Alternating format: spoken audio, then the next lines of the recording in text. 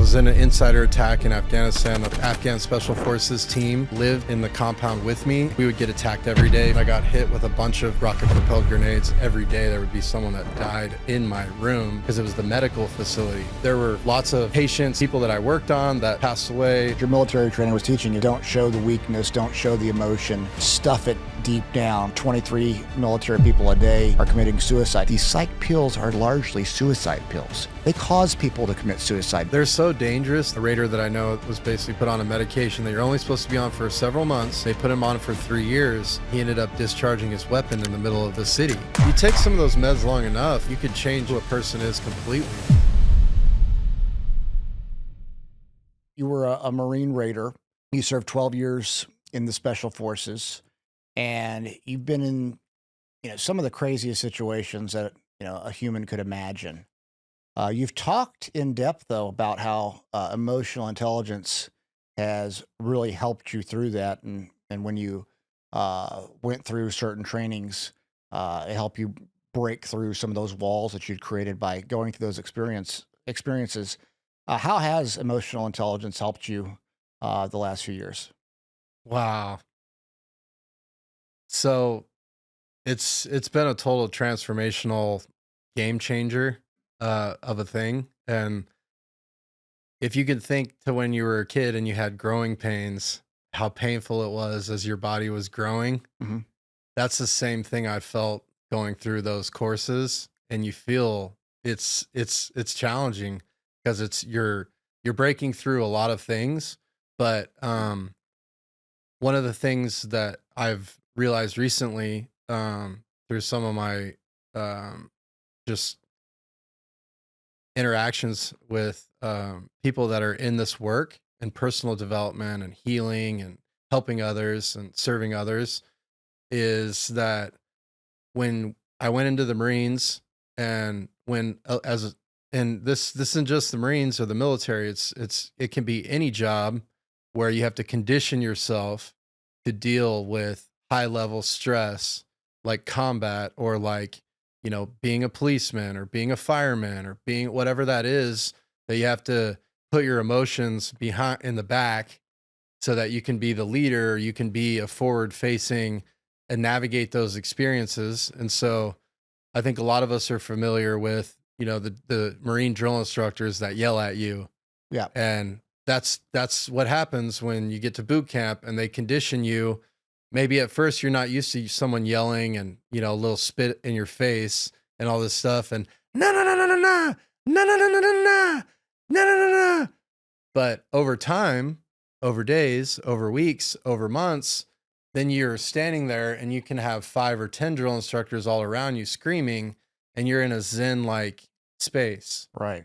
And so what's that conditioning you to do is to deal with high level stressors and obstacles and combat and friction of war or, situations where things go wrong and worst case scenarios happen and contingencies happen and all these things. And so why is that important? Because there's a lot of people that go into those types of jobs that have that experience that then lose their vulnerability and are conditioned to be in that state. But then what happens like to someone like myself, when all of a sudden you get blown up or this happens, and then you're going to be in for maybe 16 or 20 years and they're saying you're out in 6 months or you're out. You thought you were staying in, you're out. You can't pass your medical exam. You got blown up. So we're removing you from the military. And then it's okay. So now I'm getting out. My vulnerability is pretty much gone. I don't know how to use my emotions or communicate. I've basically been conditioned to suffer in silence. That's literally what they used to teach us. You have a problem. I don't want to hear about it. Suffer in silence. Deal with it yourself. Always. And so that it worked until it didn't work. Yeah. It gets you here, but it doesn't get you where you need to go in the long run. Especially going in the real world. Right. Non-war zones. Yeah. And so I am every day in more belief that relationships is the most important thing on the planet. Yeah. And that's our relationship with ourselves, and that's our relationship with the world, and that's our relationship with others. Mhm. And for me, it's even hard to have, it was hard to even have a relationship with myself when I didn't have access to my emotions Mhm. and I didn't have access to regulate my emotions. So what I experienced getting out is going from being in this medical hold to retirement to being on 15 medications to then now I'm on all these medications that basically turn me into a zombie. Yeah, robot. Right. So I'm a high performing person. I have been my whole life, even when I was a kid. Some of it was troublemaking, but I've always been out and about doing things in life. And I found myself after I got retired taking these meds.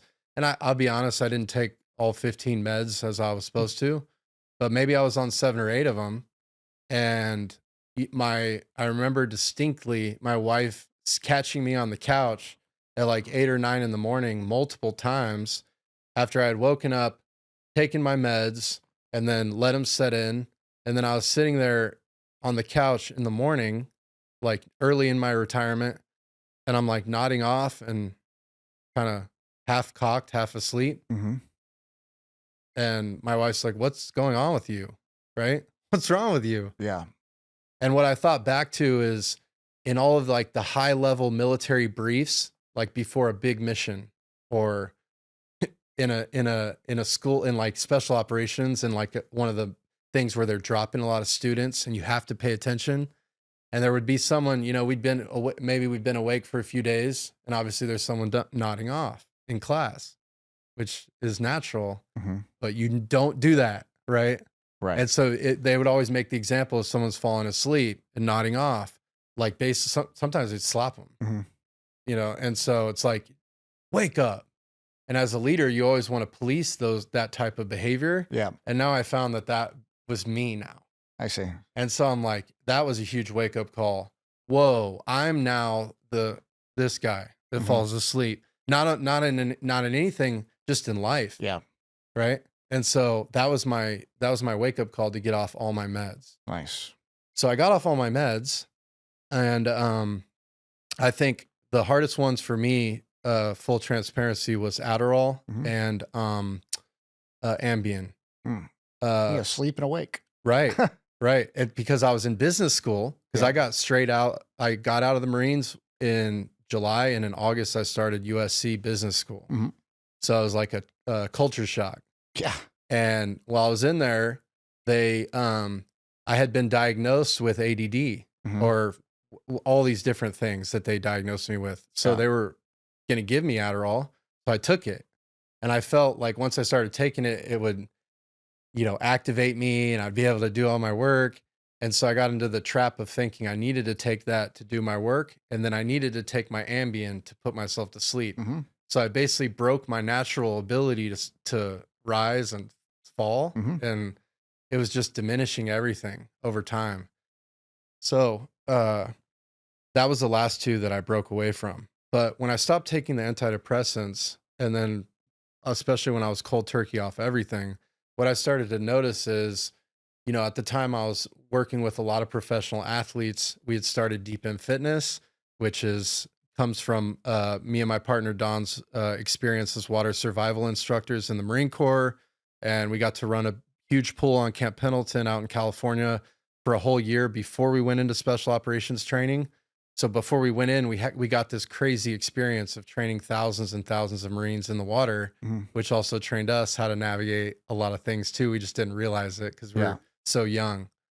Um, so, fast forward like that underwater training and all that stuff that we had the access to had became such a critical like training tool for us and a part of our regimen that when we got out, I lost access. I had access to all the pools on Camp Pendleton. I had Mhm. keys and I was a water survival instructor and I ran a lot of different trainings.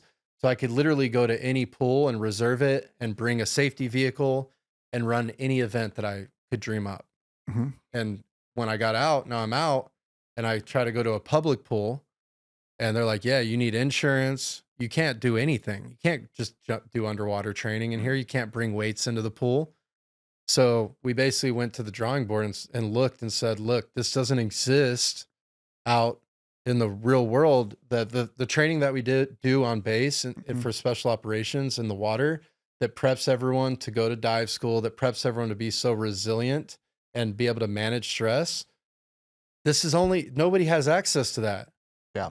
So how can we test out 2 public pools in Southern California, see if we can get insurance, see if we can fill them with participants and run a program here that we could test and learn from. Yeah. And so we had advisors, we had like some good stuff that's starting out with, and we set up 2 pools, north and south of Camp Pendleton, and we filled them up immediately. Oh, nice. So we had like 20 to 30 participants within a week or 2. And it was like, Yeah. wow. Yeah. So, I want to get into the it's Underwater Torpedo League, right? Yeah. That's your business. Deep End Fitness is the core. Okay. UTL is like is like, think of it like the CrossFit Games. Oh, I How see. it's kind of crazy. Okay. UTL is It's like the the core. That's the your elite. class. And what does that stand for? Underwater Torpedo League. Underwater Torpedo League. But Deep End Fitness is the classes that you do on a regular basis. Yeah. Yeah, so I want to dig into all that, but I want to say for a minute or for a number of minutes, go through your career, go through the EQ and how you've kind of broke through a lot of those things. At what point did you get the EQ training in that journey? So it was divine timing how it worked out, because I was on my second year of business school, and I was red flagging really bad. So I was hitting rock bottom Mhm. in my transition, and the best way I could explain it is through everything that happened in the Marines and in Marine Raiders that I experienced. It was I was conditioned to almost be like a robot. So uh, there were times in Afghanistan where sometimes every day there would be someone that died in my room that I slept in, because it was the medical facility. So there were lots of patients and casual and things that people that I worked on that I saw expire, that passed away, that I would literally just be like a robot and try to get them to live as much as possible. But then once it's over, then you deal with it and you move on Move to the on. next thing. Yeah. You move on to the next thing and you move on to the next thing. And Kind of then like what your military training was teaching you, is to block it.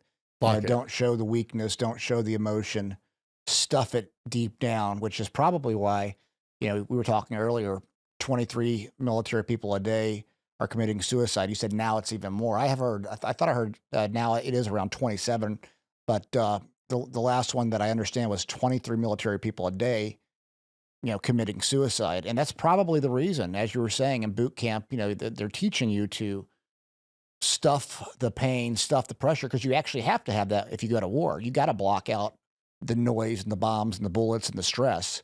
But, sustaining that's not meant for long-term sustainability. That's meant for short-term, you're a warrior. And when you get out of that warrior mentality and back in a real world where you're not being shot at and bombed all the time, it's hard to know how to adapt to how to live a normal life, right? Exactly. Yeah, like I don't know what the exact quote is, but if a sword is too sharp, it can't last. Like the warrior cannot last with his sword always being as sharp as it can be. You have to have you have to be able to recover. You have to have that.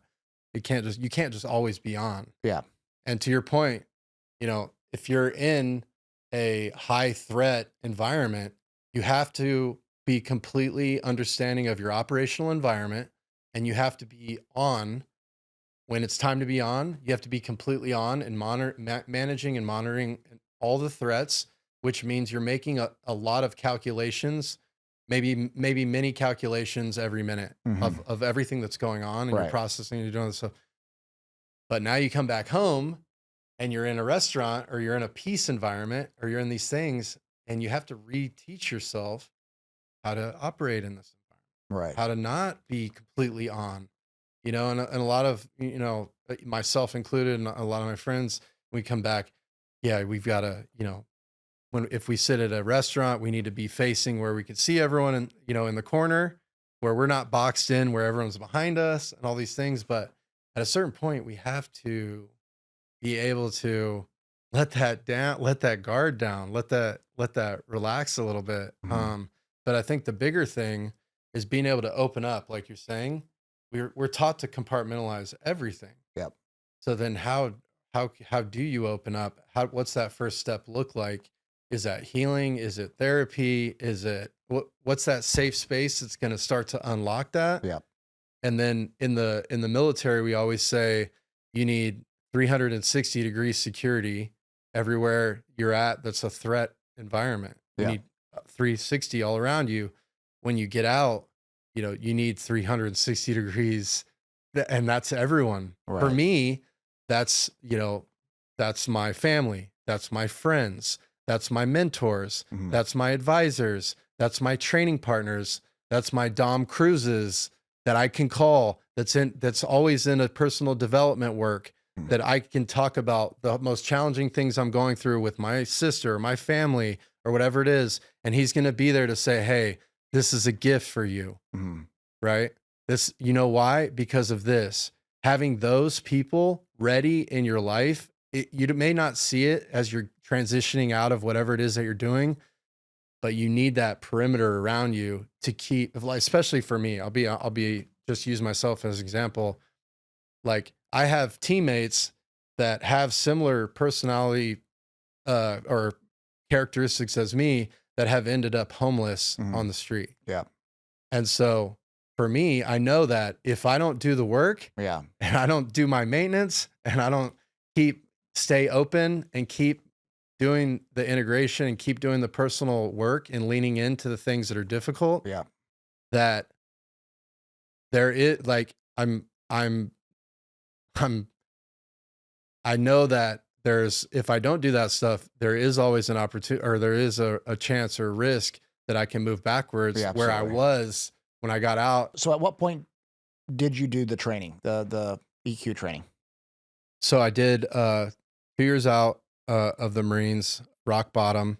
Everybody like I had a Navy SEAL that was in my NBA team at USC, and he was telling me, "I think you're losing your mind, man. Like, I'm gonna connect you." He connected me with Marcus Capone, who runs the Vets Mhm. organization, which I'm sure you're familiar with.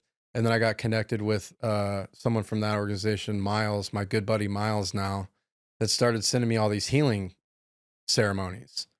And it was like, "Hey, there's one in LA next weekend. There's going to be these actors there. There's going to be these Navy SEALs and this." It was like, and then, "No, I'm not going to that." And then the next one, and then the next one. And then I was telling him, like, "Dude, I don't think you understand, man. Like, I have dark problems and issues. I don't care about going to one more networking thing the rest of my life, Yeah. period. I don't want to meet another Navy SEAL. I don't want to meet another actor. I don't, I need to go, if I'm going to go do this, I need to go do it in a cave by myself." Uh-huh. And I'd been hearing, because we're talking about the 5-MeO DMT, the Mhm. Toad journey. That was what I was getting set up for. And I'd been hearing Mike Tyson's experience. And Mike Tyson, I always followed my whole life. Since I was a kid, he was a heavyweight champ, went to prison, all these things happened to him. Mhm. Now he had this transformational experience and he's showing up completely different than I've seen him my whole life. What changed? He did this healing. That's the same thing that I was getting offered. So I was receptive Mhm. to, like, wow, this has to do something if it worked for Mike Tyson. So long story short, like, I was doing a lot of dangerous stuff throughout that time period, and like driving, drinking, um, going to my appointments in LA for my traumatic brain injury, and just walking around the bad neighborhoods at night and looking for trouble, starting trouble, doing all this stuff. And at the time, I had my wife, my 2 kids at home. I had a young baby daughter, and I was losing my mind. And so I'm thankfully enough, I had an opportunity to go do a private 5-MeO session, and it was going to be in LA, and I had like 3 weeks to prep for it. And my wife was like, "No, not 3 weeks. Like, we can't go through another weekend Mhm. the way you are. Mhm. Like, you need something this weekend." And so I called the healer back, and I hadn't met him in person yet, but he was like, "Yeah." if you can get up to Northern California to this place, you have to be there Friday at noon. And this was Wednesday. And so the next morning I drove up, 12 hours. Hmm. And when I drove up there, I was like I was out of my mind. I was completely out of my mind. And I had no idea about setting intentions or any of the healing work. Um, but when I got up there, I was at the very end of my rope. And I remember the shaman came out from the property and he met me when I parked my car. And he was like, brother, he's from Australia. Um, and he looks like an Australian Jesus. And he's like 110 pounds, wearing robes and all this stuff. And I'm looking at him and he has long hair. And I'm like, I have no idea where I'm at or what this is, because this is so different from anything I've ever experienced. But everything felt like I was in the right place at the right time. And I even had a crazy experience right before I turned off to get to that estate where I wanted to drive away. And I was just like fight or flight the last second, where kind of like your ego's holding on to everything. Mm-hmm. And like all of the parasitic part of your personality and all this stuff is fighting for you not to let that go. Mm-hmm. And it's like telling you to go back. Mm. And I felt like I don't want to do this. And I got to the last turn and there was a family and they had a little girl in the back that was on the right side that was close to me with the window down. They gave me a thumbs up. And I don't know what it was about that, but it was like, Yeah. the sign. Yeah. I'm right where I need to be. I'm moving forward. I'm going, Mhm. right? And I got to the gate and I put in the code that they gave me, opened, boom. And he's like, brother, are you going to stay here tonight? When he first saw me. And I said, I don't know. I don't know anything that I'm doing. Like, I'm doing the ceremony and whatever happens after that, I don't know in my life. Mhm. And so he was like, okay. So we went out and we did a couple rounds of the toad out there. And the first one was like the handshake. And after that first one, I learned what surrender is. It's not quitting. Different. Way different than quitting. You're not a quitter. It's okay. Mhm. Let it go. You're letting it go. And it was all these, wow. Oh, like surrender. I've never understood this concept. Mhm. Now I'm doing it. Now I'm actually surrendering things. And what came in immediately was grievances are not real. Mm. It's all in your head. Every grievance you have with any person. Imagine that you're at the very end of your life right now and we're kicking you off a cliff. Does it matter? No, it doesn't. Does any of the grievances that I had with my sister, my only sibling at the time, matter? No. Does any grievances with any family member or any individual on the planet matter? No. No. None of them matter. And I had so many grievances at that point, because at that point I was fighting with every neighbor I had, every person I had a fight going on with, everybody that I could. So all those grievances started to go away. And then all of a sudden I got communication from my ancestors, all these different things about rebuilding all of the fractured relationships within the family. Mhm. All these things happen in that first handshake. And I'm just like, whoa, I've never experienced anything like this. And then, okay, you ready for the second one? Okay, yeah, let's do it. Well, we're going to put you in the middle for the second one. This is the individual journey. Okay, let's do it. You ready? Okay, so count down from 10, but this is an overdose. You don't know that. You think it's going to be the same as the first one, but now you're going to go through a death situation in that thing. So I had a full crazy thing where weeks leading up to that, I was driving to LA for one of my appointments and I was on the 405 and I was just out of my mind, like I was at that point. Mhm. And I was frustrated at every little thing, any loud noise or light or anything that happened, it would trigger my traumatic brain injury and my all this stuff, which some of it was probably a story, but it's like I would let it would throw off my whole day. So now I'm stuck and there's blocked traffic for an hour and all of a sudden there's a huge wreck and we get up and there's a huge fatality where there was a huge 18-wheeler that crossed over and went over the median Mm. and there was fatalities both ways on the 405 going north and south. There's a bunch of dead bodies. There's a bunch of people that just died in this wreck.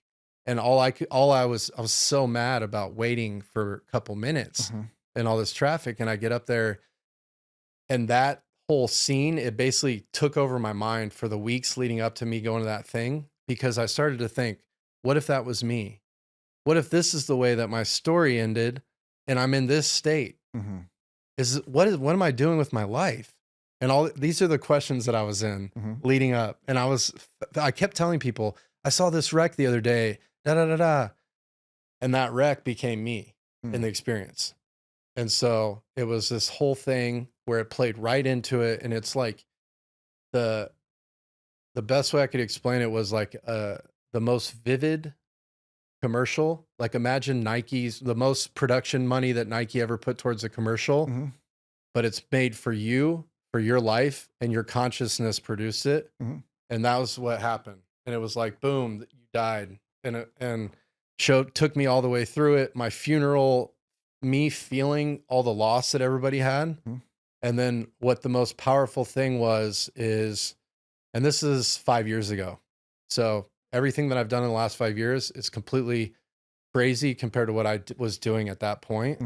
And so the message that I got, like at the back end of that huge experience, because it was very traumatic, probably the most traumatic thing I've ever experienced.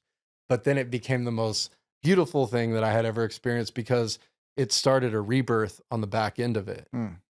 And so for a couple hours after that second journey, I was wandering around this rose garden and all this stuff. And I thought I was in the spirit realm. Oh, wow. I didn't believe that my car was still outside. I thought I was done. Like, I thought everything had passed, and this is the next phase. Yeah. As I'm passing over.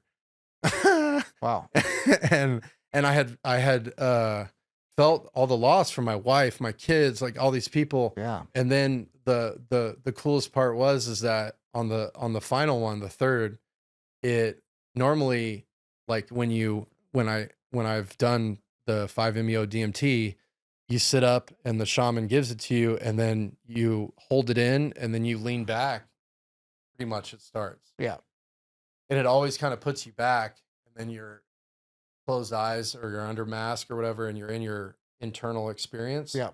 The third one, it brought me up, and it stood me up, and it started giving me all these downloads of every email that I sent, and basically the seed that planted, the calls that I had made, the things that I had done, the trainings that I had done for people, the breakthroughs that I had led people to, all these different things. It showed me, like, this is what it amounted to, right? Like, this is without you being here anymore. Yeah. Look at what all the things that you did turned into, right? And this is without you being part of the equation anymore.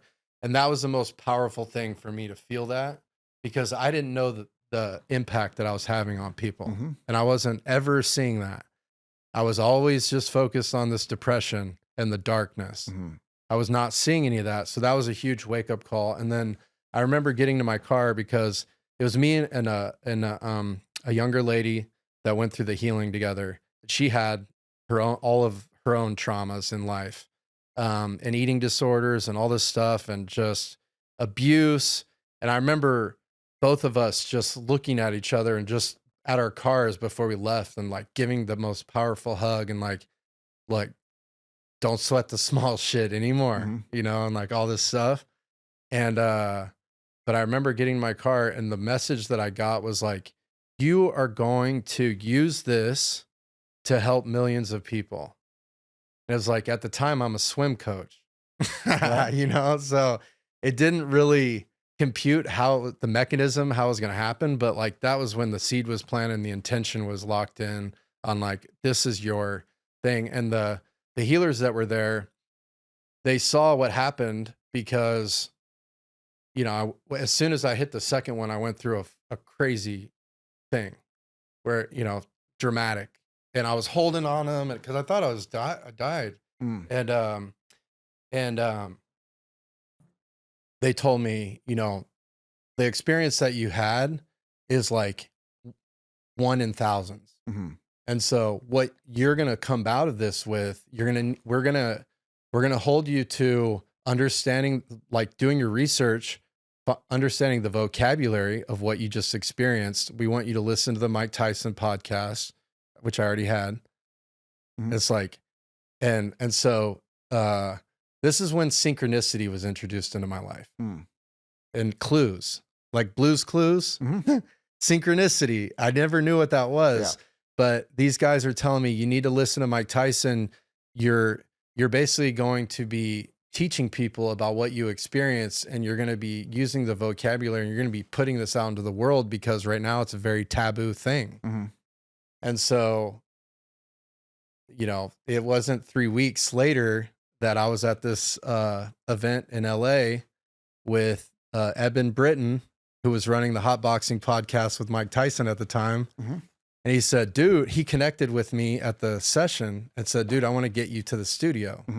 And so the next week I got invited to go watch Mike Tyson and Sadhguru have an open conversation about fear and love and all these things at Tyson Ranch.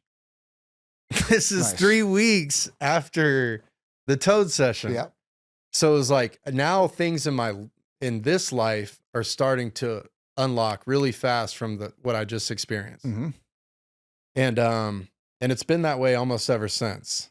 And so what I've learned is that, you know, sometimes it'll be funny, but one of my advisors will say, hey, have you connected with so-and-so lately? You know, random Navy SEAL or this or this. And it's like, no, I haven't. Why? What's up? You should really connect with them about this thing. Okay, cool. But then later that day, someone else says, hey, you should really connect with so-and-so. It's like, wow, that was 2 people on 2 different things telling me to connect with this person. I take a mental note now. Before I would just, no, I don't want to connect. So how did that tie into the EQ training? The EQ came right after that. Okay. So I wouldn't have been open ever to go to the EQ training if I didn't get cracked open with this. Yeah, absolutely. So now I'm open, right? And before that Toad journey, I was completely closed off. I see. And one thing I've learned in the EQ training is that I'm a resistance expert, because I've been through all this resistance training. In case you get captured, you have to know how to resist. And all this stuff. And you go through intense training for weeks of my life has been spent prepping to resist everything in case I get captured. And dealing with people beating the shit out of me during those trainings. And so you really do become a resistance expert fast, you know? And so, but how I got it was Dom Cruz. So thankfully I had started working with Dom after his shoulder surgery. He came and started training at the pool. And Dom's just one of those guys that if he sees that you have some like a gap and you're open to, like, you're looking to build yourself and do this work, then he's going to see it and he's going to point you in the right direction. Is my experience. And so I was helping him with a lot of stuff in training and this stuff at the pool to help him get back and all this stuff. So he reciprocated and said, hey, I know you're working on some things. And, you know, he had me tell him what my goals were. He said, this is something I would recommend to you based off where you're at. Right. That's awesome. How did, you know, there's, I guess, a few different parts: discovery, breakthrough, and then leadership. They're all kind of tied in. What was your biggest, you know, discovery kind of going through? I mean, discovery is like discovering your walls that you create and how those affect you and, you know, your relationships in your life. What was the discovery on that one for you? Man. So I realized that there were some moments where they gave me positive feedback, and I was in like a circle of maybe 5 to 10 people, and they did it. We went around the circle and everybody gave me positive feedback. And that's where I realized, because people started just saying these really nice things to me. And all of a sudden I felt so uncomfortable that I was crying and I wanted to run out of the room and I wanted to quit.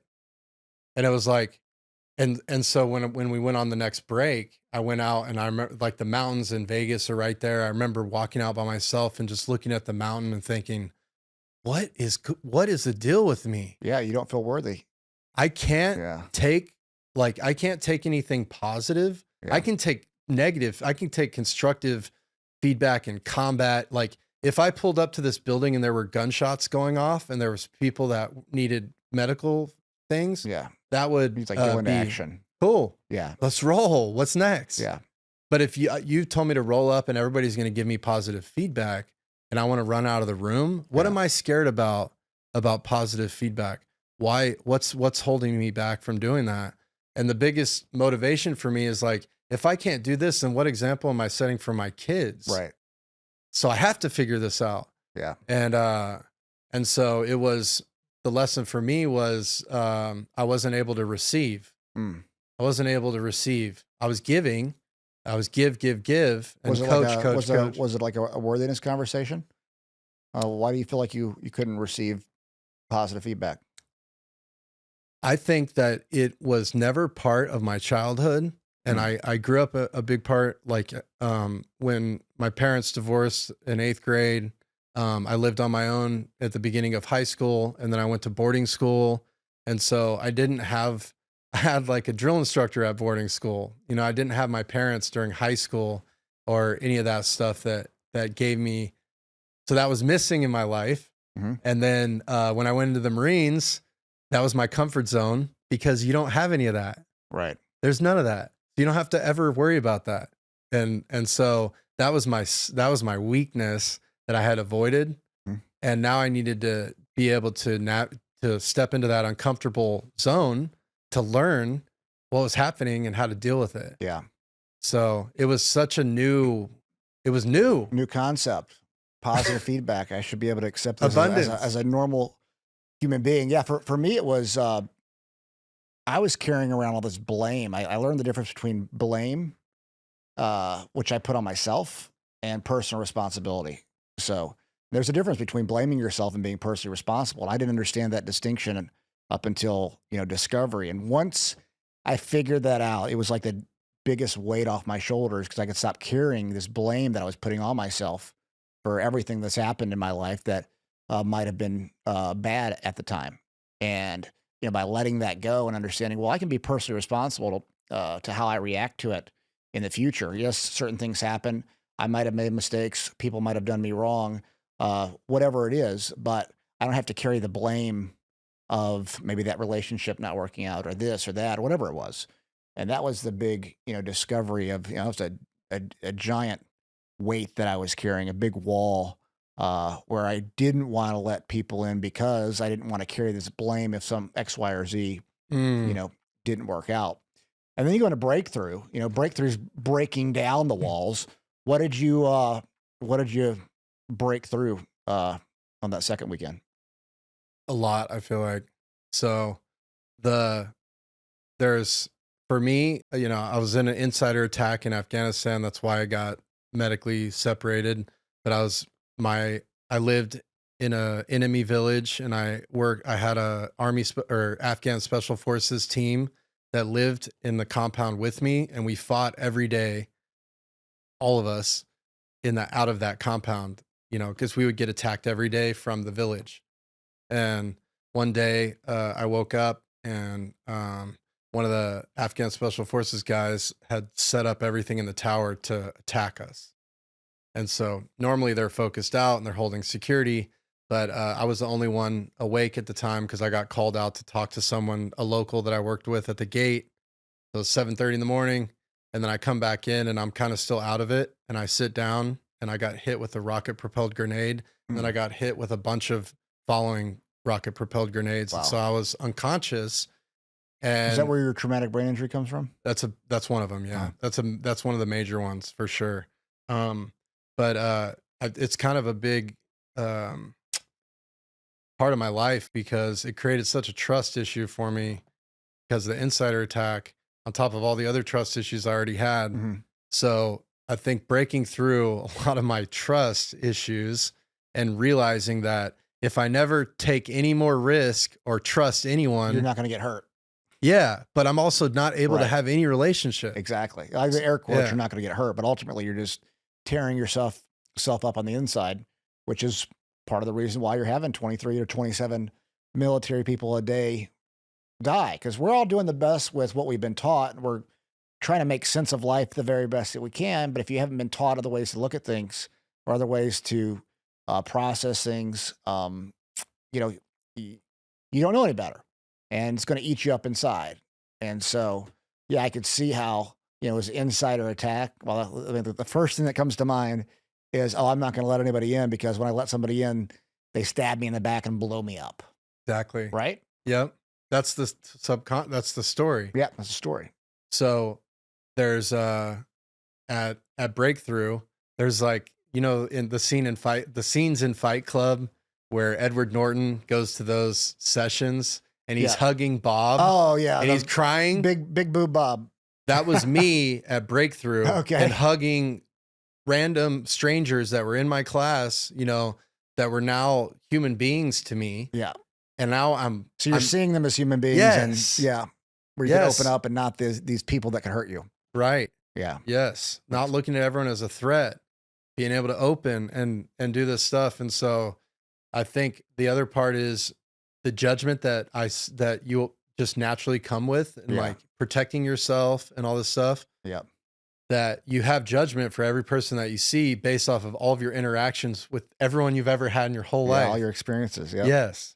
And so there were these gifts that I had where I was partnered with this individual on a one-on-one exercise. And when I first looked at him, maybe I judged him and said, oh, well, you can't even tie your shoes. You look kind of creepy because you're 40 years old and you're not tying your shoes properly. And you look like, whatever, blah, blah, blah. Like you drive a creeper van. Right. Right? That's my That's your initial judgment. Initial judgment. Yep. But then I talked to them and they would confide and tell me things about, what their life was like growing up and how now I started to see with the right questions that I asked, what happened, how they showed up like this, what is the things that are driving them to show up like that. Absolutely. Which is like they show this graphic of an iceberg. You only see the top that's above the water. Right. But what about everything down low that's driving everyone to show up and do everything that they're doing? That's right. We don't take the time to. And so, the EQ, it reminded me of, because when I got out and I had such bad brain issues with the traumatic brain injury, I was getting put into equine therapy. And I'd never been around horses before, but I noticed that was my first EQ work or assignment, because I realized like I can't just walk in here to this Clydesdale stall because he can stomp me out in like 2 seconds. So what I need to do is assess his energy, and then I need to marry up my energy with his, and then that's how he's going to let me brush him. Right. I can't just come in and say, hey, I only have 5 minutes. I'm going to brush you out. Right. He's going to stomp me out of the room. So I have to but I always think back, like, what if we treated humans like that? Right. What if well, so, what you're saying right now, because there's certain people like, oh, Choice Center is a cult. And I laugh because, what you're saying is you opened up to where you realize the judgments that we put on people without really even knowing it, just from all the things that we've been taught. We look at people and might judge them in a certain way. Yeah. You found out how to connect with human beings again and love. And that outer appearance is so weird to society that all of a sudden there's got to be something, something wrong. And, it's sad when loving other individuals and connecting with people and forgiving yourself and forgiving others and fixing relationships with your families, becomes weird. But I think that's kind of how society has conditioned us. Absolutely. And also, like, just like with anything, maybe it's the 80-20 rule. Yeah. But there's always a high vibration, and there's people that are like at the top there's the 20% that are creating the 80% of the results. Yeah. There's going to be that. Yeah. And so maybe that's us, maybe that's like, like people that we hang out with within the thing or whatever, that are all, doing everything that they can to break through and be open and learn and all this stuff. Yeah. But it's also, some people that are there. People will look for an excuse too. Yeah. And that's where I think that comes from. Cause it's like, what's going to give me permission to not do this work by judging it and putting a name on it, Right. labeling it. Now Right. that gives me an out. Yeah, I saw Dom taking a little heat. I was kind of laughing. I was actually texting him the other day, messing with him, like, "Hey, I guess we're the cult leaders in." But you know, I haven't been. By the way, I haven't been to a class in a couple of years. Oh, wow. So I was thinking about that. Oh, if it was a cult, they would be. You know, it's clearly they're forcing me to go. I mean, like, no, I'm still friends with everybody, and you know, but the work was the most impactful thing that I've ever done. Yeah. I mean, you know, and I've been in a bunch of mastermind groups, had a lot of success in business. And so value is something I see in these types of programs. And I'll see people like, it's $3,000. I'm like, $3,000 for 100. Like I would pay like, I would pay 100 grand. I mean, actually, Yes. if I knew I were going to get the results that I got from it, I would, you know, pay. I mean, we opened the hospital because I of know. Yeah. Choice Center and leadership. It was part of one of my 3 goals in leadership. We got 90% of it done in 100 days. I've been working on it for 4 years before that. Wow. And so, I mean, it's like, you know, it's hard to put a price tag on that, but you know, I look at the naysayers, which is fine. I mean, people can say whatever, but I mean, if you look at like discovery and breakthrough, I would say 97% of people that, you know, that get through breakthrough are like one of the best experiences of the life. Maybe 3% are bad. Going through leadership, you get a lot of people dropping out because it's hard, and there's a lot of things that'll push your buttons in there, and so a lot of people drop out, and it's not the easiest thing. It's designed to. That's the design. But the impact of it, and here's my other thought of it. I've wondered. It's not that people that aren't as successful can't get a lot out of it, but it seems like those that have operated at a high level before really do the best, or if they've competed in sports, or they were really good, you know, if they've gone all in on something before and they know that have that in them, this helps unlock that really to the next level. Because you're getting so many tools. Yeah. So if you're paying attention, like you're going to be like, wow, this is a tool I could have used. Right. I haven't had yet. Well, what about like win-win? I mean, people, you know, people play life. Yeah. They play life win, lose. Like Right. I win, you lose. You win. It's like it's always that competition. When I went through in 2014, I mean, ever since then, I've lived my life and business that way. Where if I do a deal, I want everybody to win. I don't want it to be I'm winning in this deal and somebody else is getting a bad deal. It's like, how do we make a good deal for everybody? Because you know what's the most important thing? Relationships.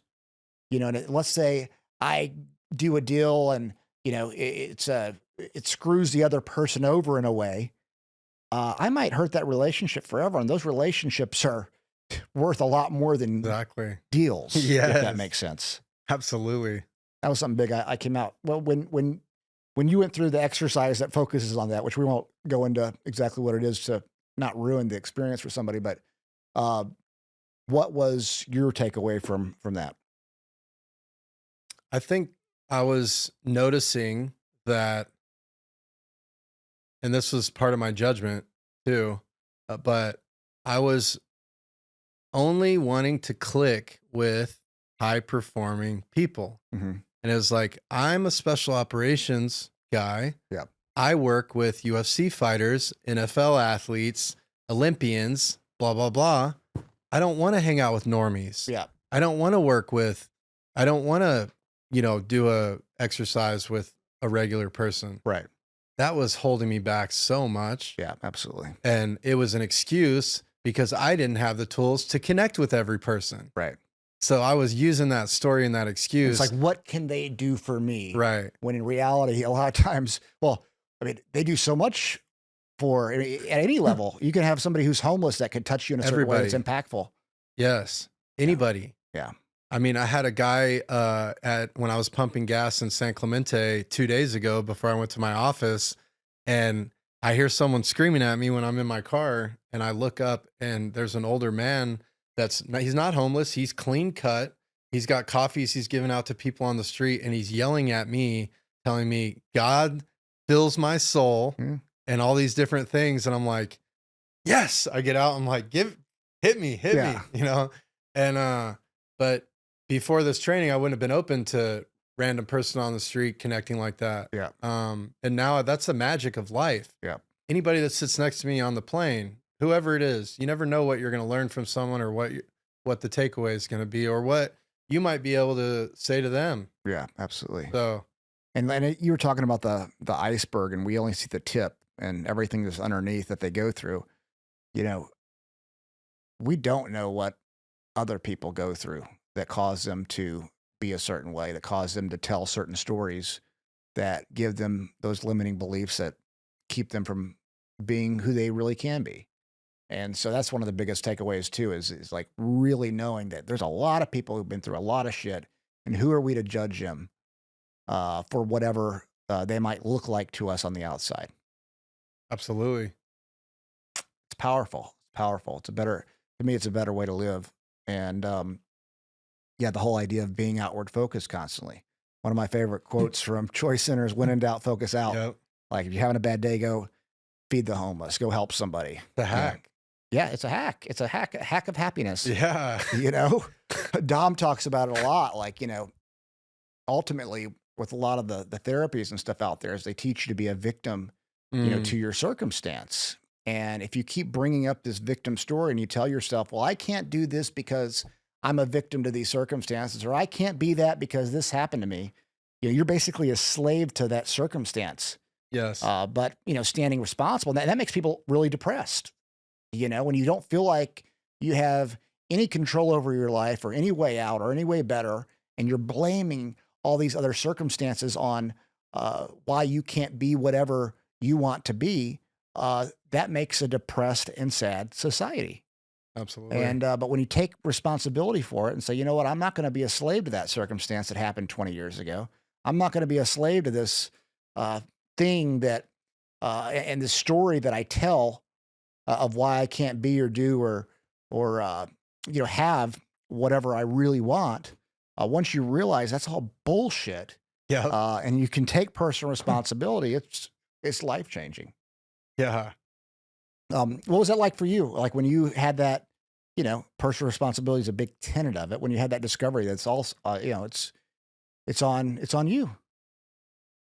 So yeah, I had this talk with Dom because I was one of the stories that I was in was an introvert story. Mm. Because are you an extrovert or an introvert? Me, I'm an introvert. Yeah. I need to be by myself. Yeah. I need my time to recover. I need to recharge my battery. And I was so into that story that I was like, I can't be in a room with 100 people for more than a couple hours. Right. I need to get back to my safe It's a space. story. Your safe The space. story. It's all the story. Right. So it was like having that. That's why it's great to have those accountability partners. That's very necessary in this process, to have that real feedback of Dom, my homie, but also my friend, that's going to say, nah, man, that the introvert, that's a story that you're telling me, right? It doesn't have to be real. Yeah. And the same thing goes with, I was diagnosed with social anxiety disorder. Mm-hmm. Sad. Yep. Story. Yeah. Story. Yeah, exactly. And I can hold on to that and I can hide behind it and use it as an excuse, and I can build it up, or I can just tear it down to the ground and throw it off the mountain. Right. I mean, think about what you're saying. What you're saying is so powerful because,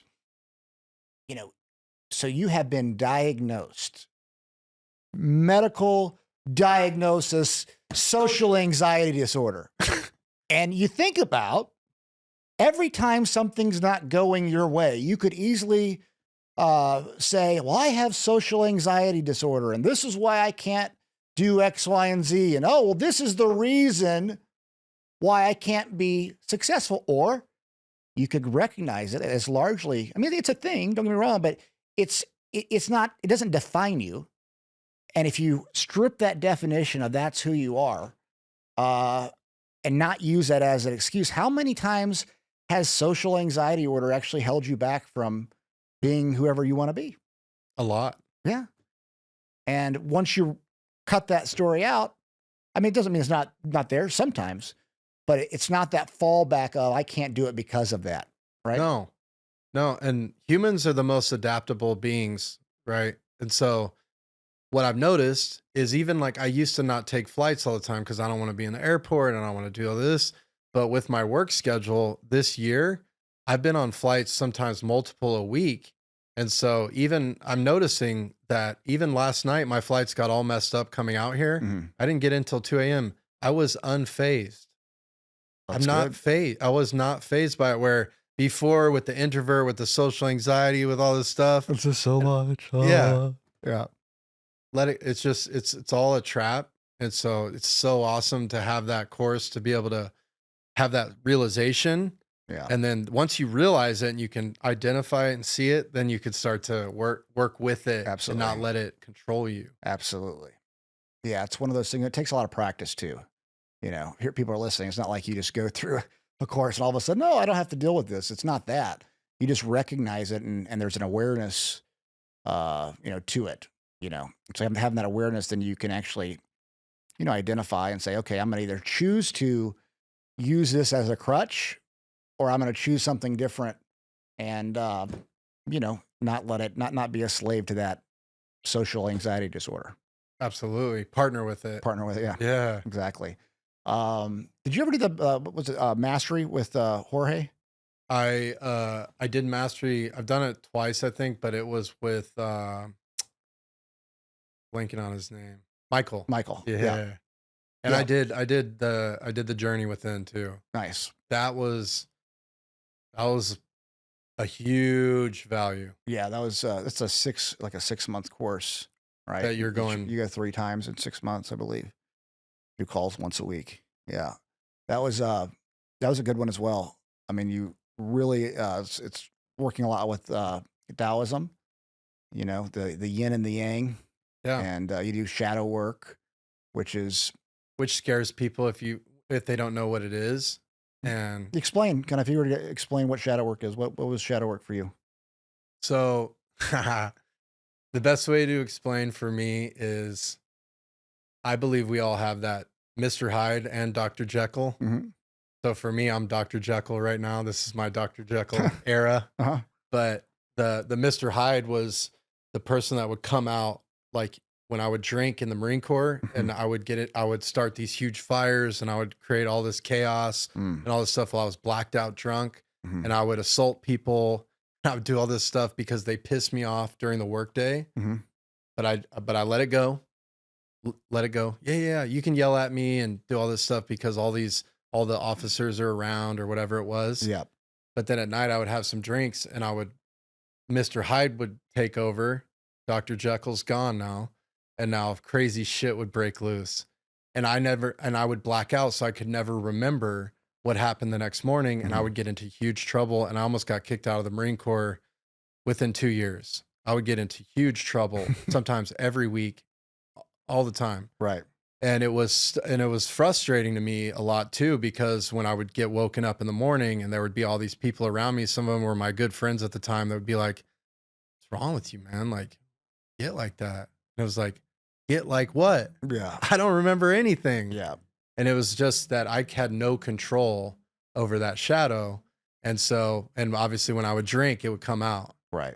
So shadow work to me is being able to identify and see what your shadow looks like. Mm-hmm. And watch it Yeah. and also have an outlet or outlets to let it come out. Yeah. And so Dom and other people have been really good mentors and like being able to figure some of this stuff out. And for example, I'm not a fighter or anything like that. Like I've been out of the military for 7 years, but I train kickboxing 1 hour every week with Carl in San Diego, who's Dom's striking coach, who's amazing. Yeah.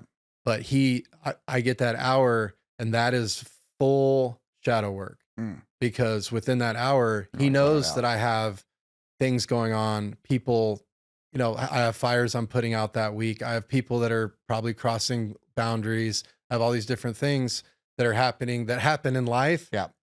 That I get to now let my shadow off the leash and be as violent as I want on the pads, be as devastating, do as what the most, violence that I can create Yeah. on the pads. And it's such a release Yeah. that when I get back into my car, I don't take meds, but it's like a bunch of anxiety medicine. Right. It's like I feel like a new So person. much better. Well, you think, because you're a literal warrior.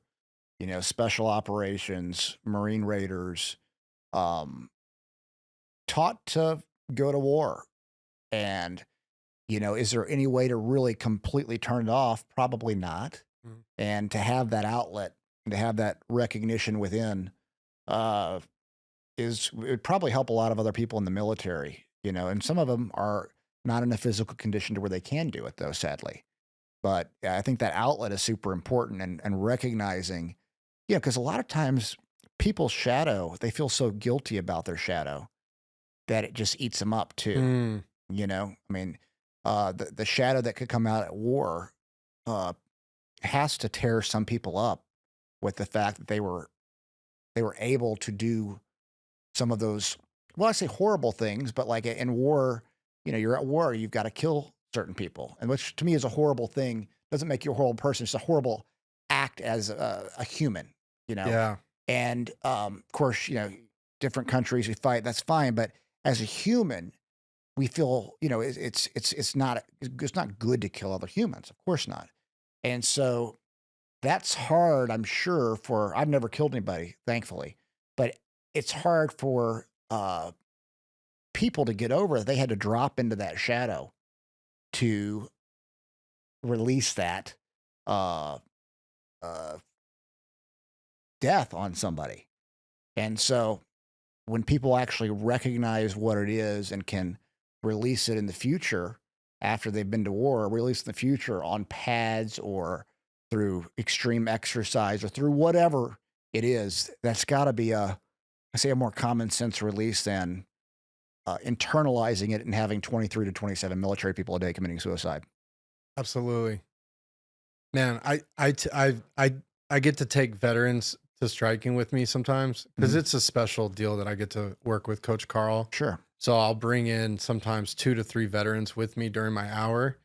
And what I've seen is that it's like a primal outlet unleashing. Mhm.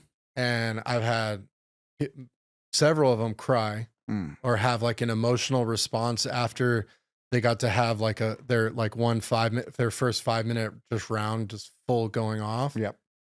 And it's like putting my arm on their shoulder or whatever, and it's like, "What's up, man?" And it's like, "You have no idea how much I needed this." Yeah. It's like, that's why I wanted you to come. Yeah. But it's like, yes, dude, you can let this shit out. Yeah. Like whatever it is, and sometimes jujitsu and sparring rounds can get that same thing, Sure. but you gotta find an outlet, whatever it is, because it goes back to what we were saying. We compartmentalize everything, we hold everything in. Yeah. We need to know how to do that, the green mile, where we get it all out. Yeah. And so can't stress it enough. That's breaking that stigma as men Yeah. to say, hey, whoever you are, whatever your background is, whatever you got going on, setting an example when you have something seriously bothering you or something going on, that you speak up, you ask for help, you go get help. Because I firmly believe as we heal ourselves, we heal the world. Yeah. Heal yourself, heal your family. It's a ripple effect, goes out to your whole tribe, everybody that's connected to you. And then it continues to go.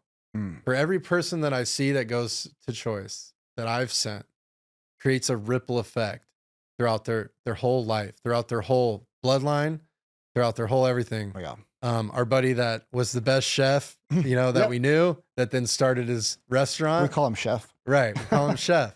But it's like there's countless stories like that. Yeah. Right. And it's possible for any of us. One of the coolest things that my brother-in-law is figuring out right now, who's in there right now, is like, it's all in our minds.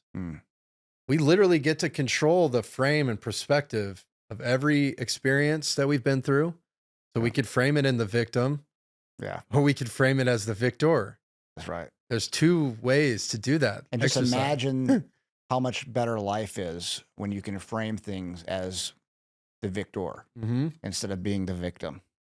You know, victim's powerless. Victim is, this happened to me and I am, you know, I'm hurt. I'm this, I'm that. I'm not that victims are weak. And I don't mean that. I'm not saying that. And there are times where there are victims. I'm Absolutely. not saying that. But when you identify as a victim over and over and over again, you show me someone who always identifies as a victim, and I'll show you somebody who's miserable. Absolutely. Miserable people. You know, that's the framing of it. That's I'm a victim. Woe is me. All these things are coming at me. I'm oppressed. I'm marginalized. You know, I'm just a victim to society's whatever. They're Absolutely. miserable. How can they be happy? Because they have no power. When they give all their power away to victimhood, they have no power to feel some self pride. You know, they don't have that. It's, I'm a victim. They're proud they're victims. It's just like Yeah. the most powerless version of a human that you can get. Yeah, and it's crazy because I feel like everybody gets it from somewhere. It rubs off on them from their mom or from their friend or from this or from that.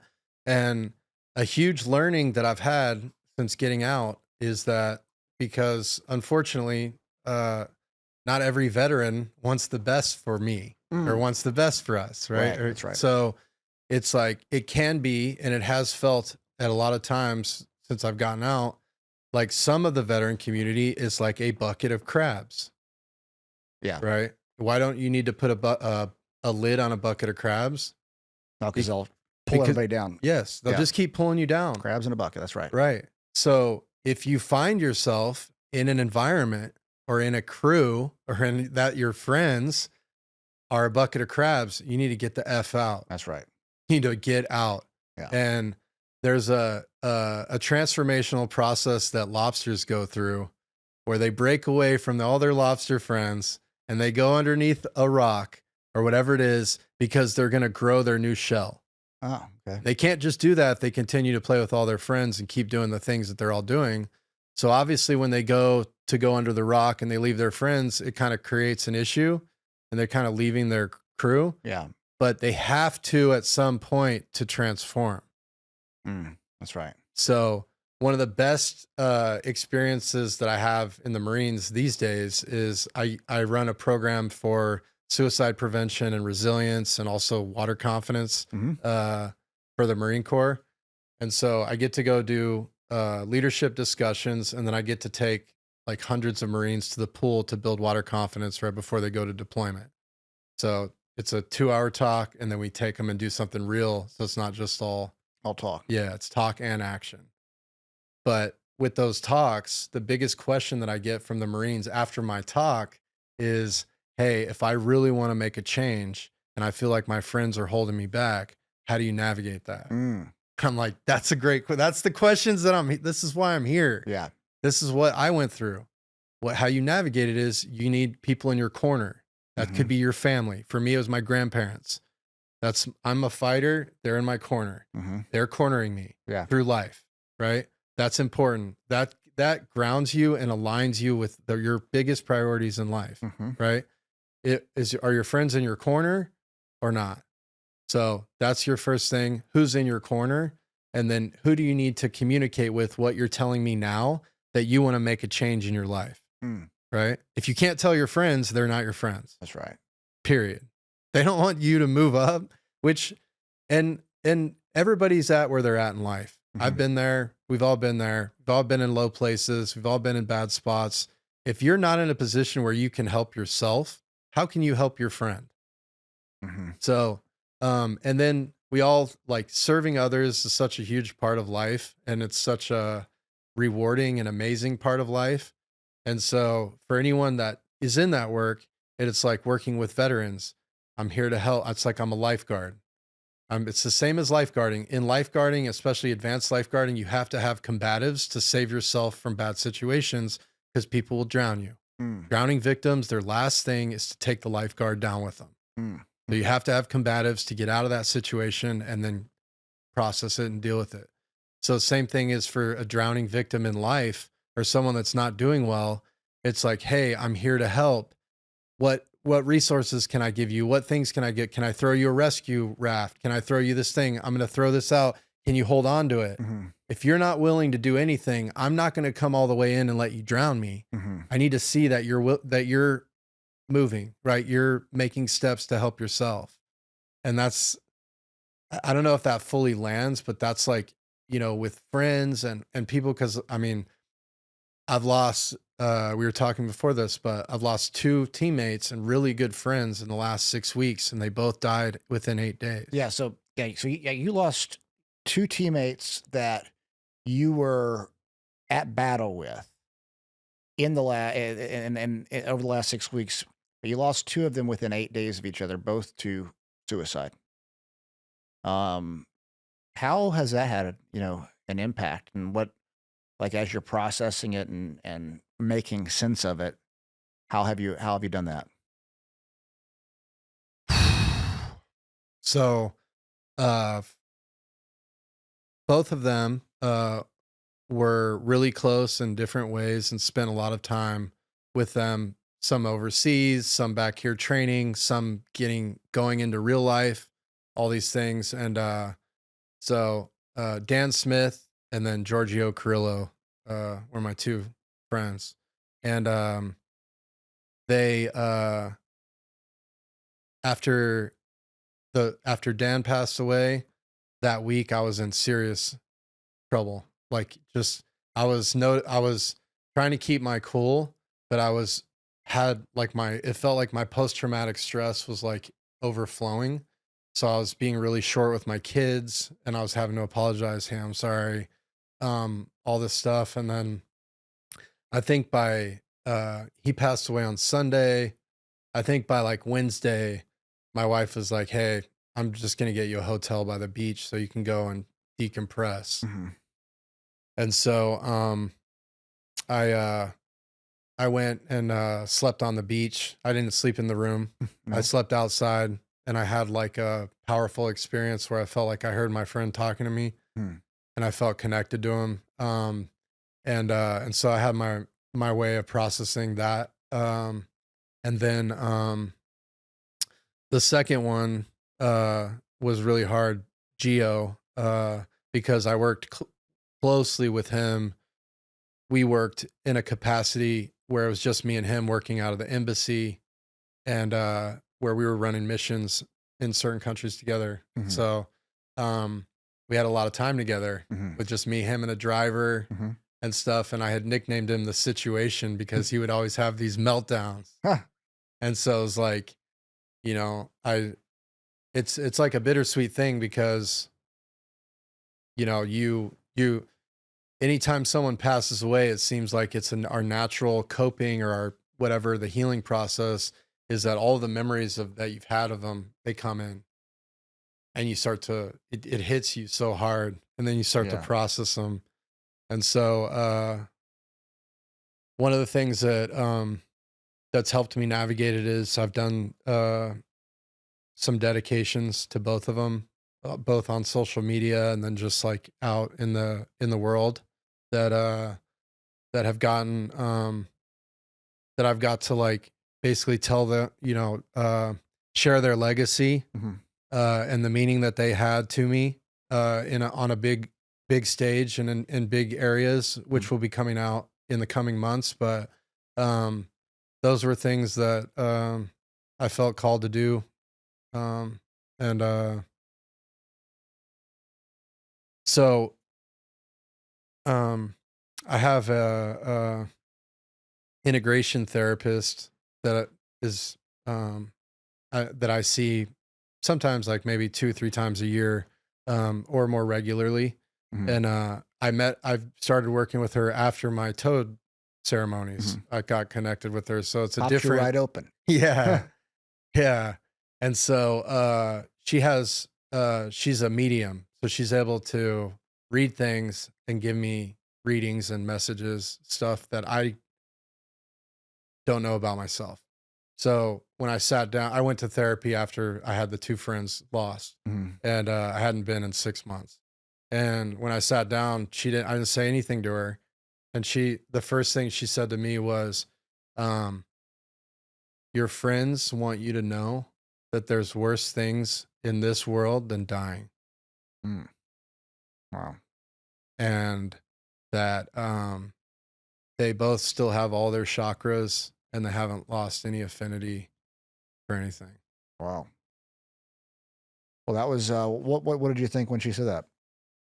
I cried. Yeah. Yeah, it was like a huge emotional moment. Yeah. When you have friends like that die, do you carry any blame on yourself? Like, I wish I would have done X, Y, or Z. Or are you able to let that go?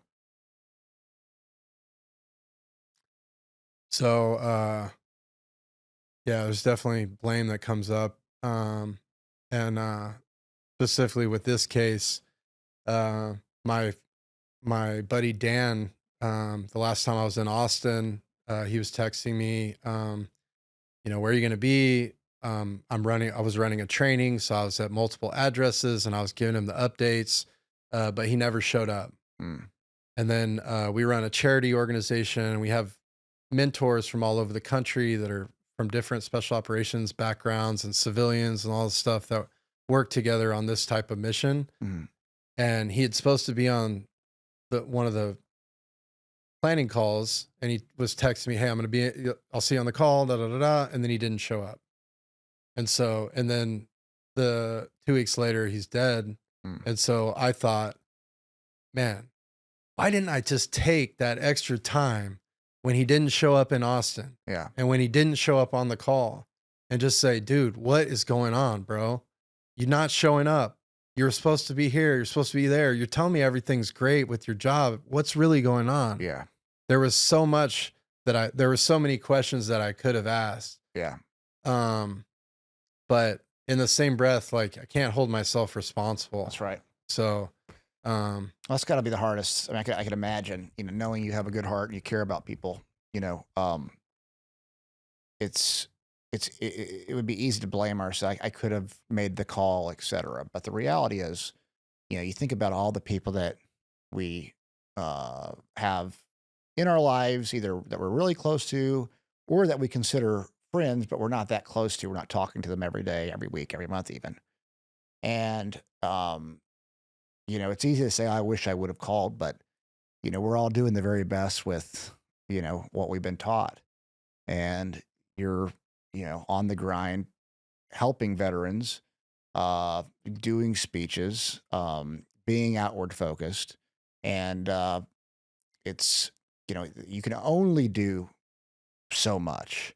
So the reason I ask, I just don't, I can imagine it'd be easy to kind of look at that and be hard on yourself, but you're doing the best that you can. You're doing more than 99.9% of people out there to make a difference in this type of thing that's awful and that we see. You're giving it exposure. You're, talking about it openly. You're going through things that have helped you, all to help other people, you know? So, yeah, it's easy for me to say, don't carry that blame, but maybe just to remind you, yeah, no, I hey, appreciate it's it. not on you, dude, at all. And, think about all the people that you've saved by being there for them, Mm. and, yeah, it's hard when you're dealing with a lot of people in the military that are committing suicide, 23 to 27 a day, let's say. Um, how do you call everybody back or catch every sign without being almost paranoid all the time? Then that, oh, I got to make sure that I, then you're not taking care of yourself too. It is. Yeah. It's you got to protect your own energy. It's that oxygen mask thing they tell you in the airplane. That's right. If anything happens, you got to get your oxygen mask on first.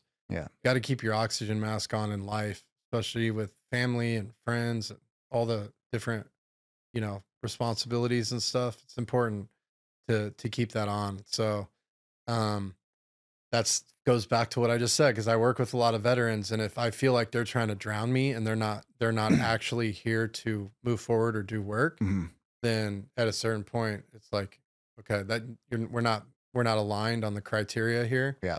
And then there's other criteria, so but but everything is a learning lesson, and one of the things that I've taken away from having so many friends pass away over the last couple of years that were in the wars and then survived being in Iraq and Afghanistan, and then once they got back home, they did not survive transitioning and integrating back into society. Mm.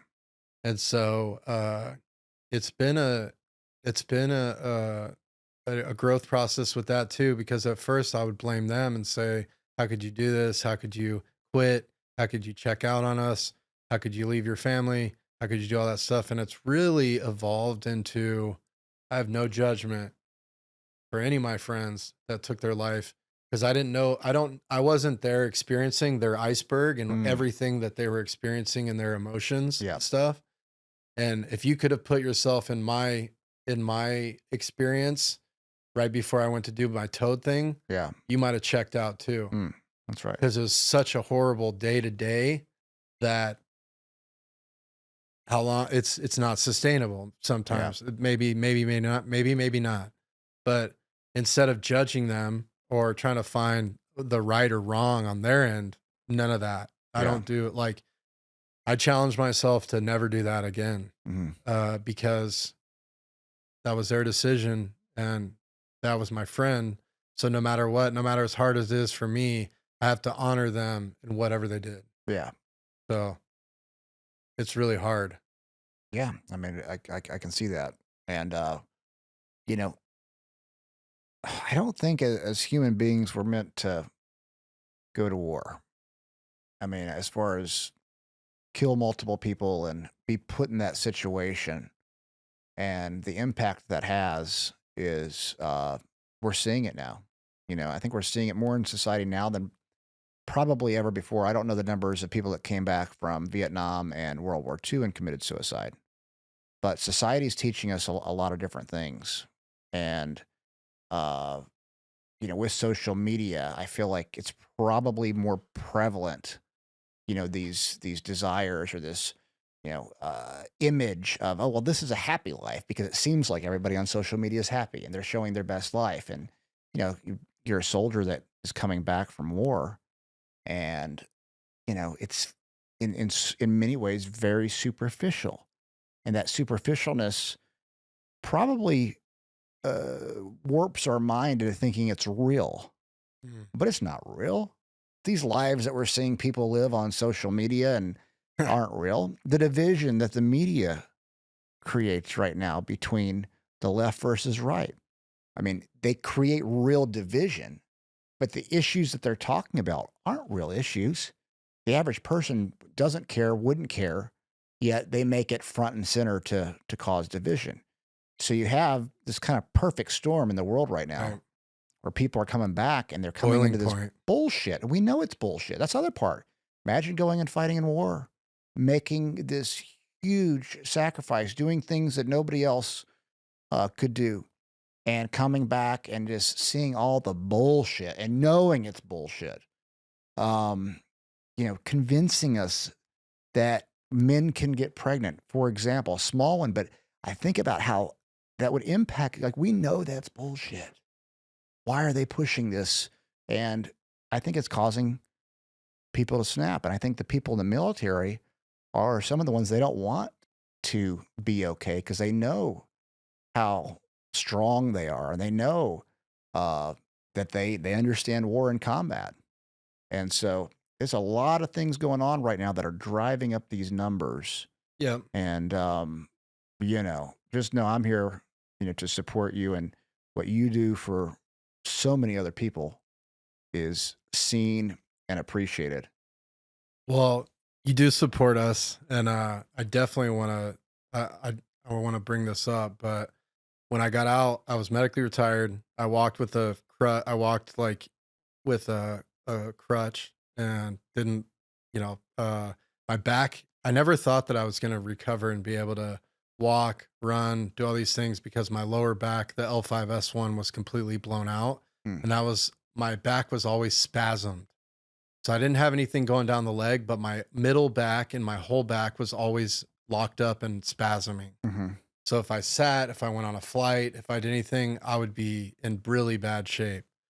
And I was throwing my back out once a month, and I couldn't walk for a few days. And this had been going on for so long. Yeah. And in the Marines, they sent me to get a spinal fusion, And when I got there, the surgeon was like, "God, you're so young, man. Like, you get this bottom disc fused, the next one's going to go out. The next one's going to go out. And it's a domino effect.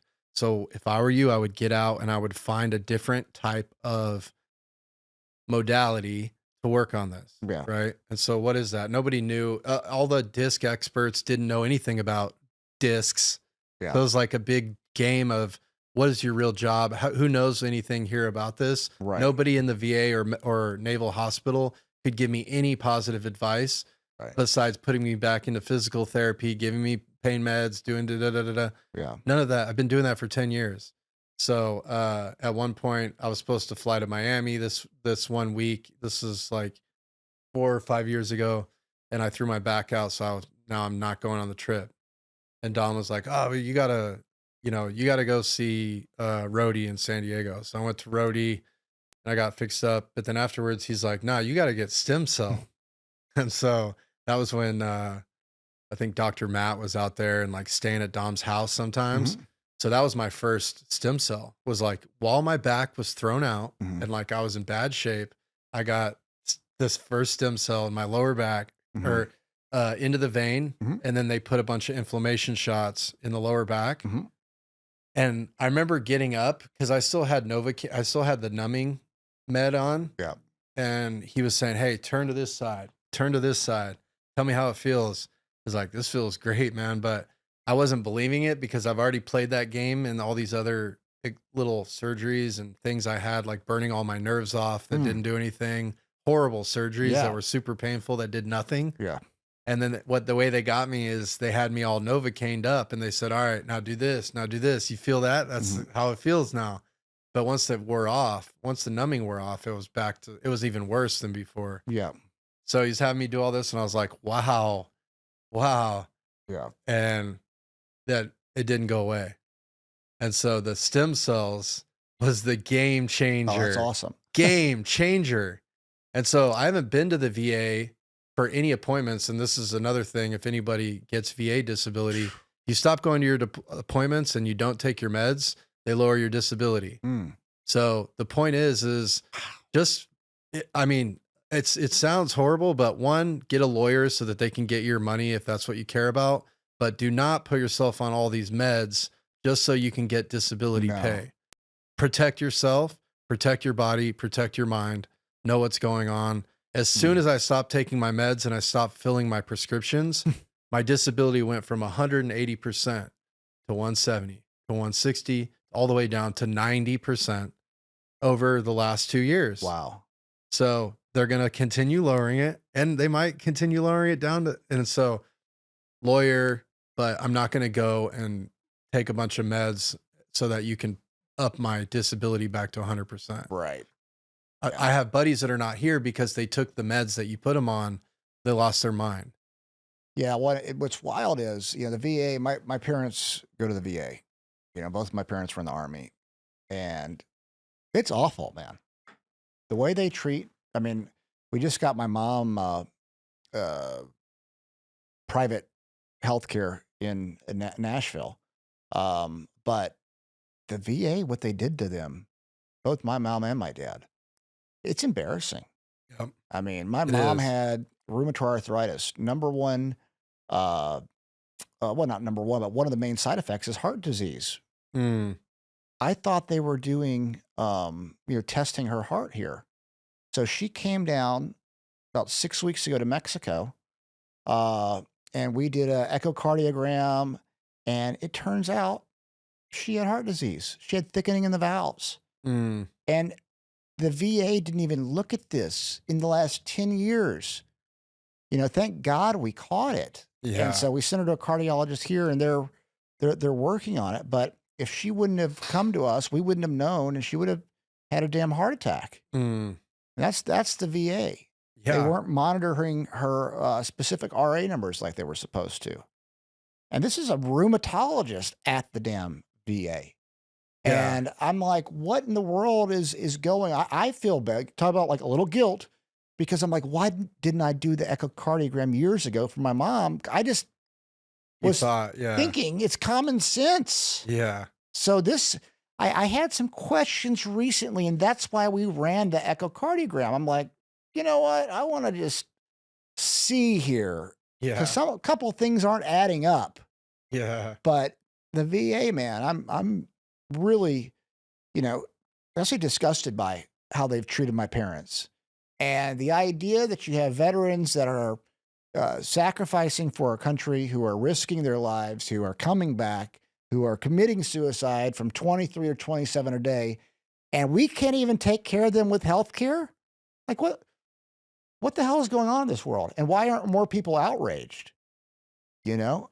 So the VA system, it's got to be completely just torn apart and rebuilt in a logical way that actually takes care of people without, by the way, without giving them a million medications.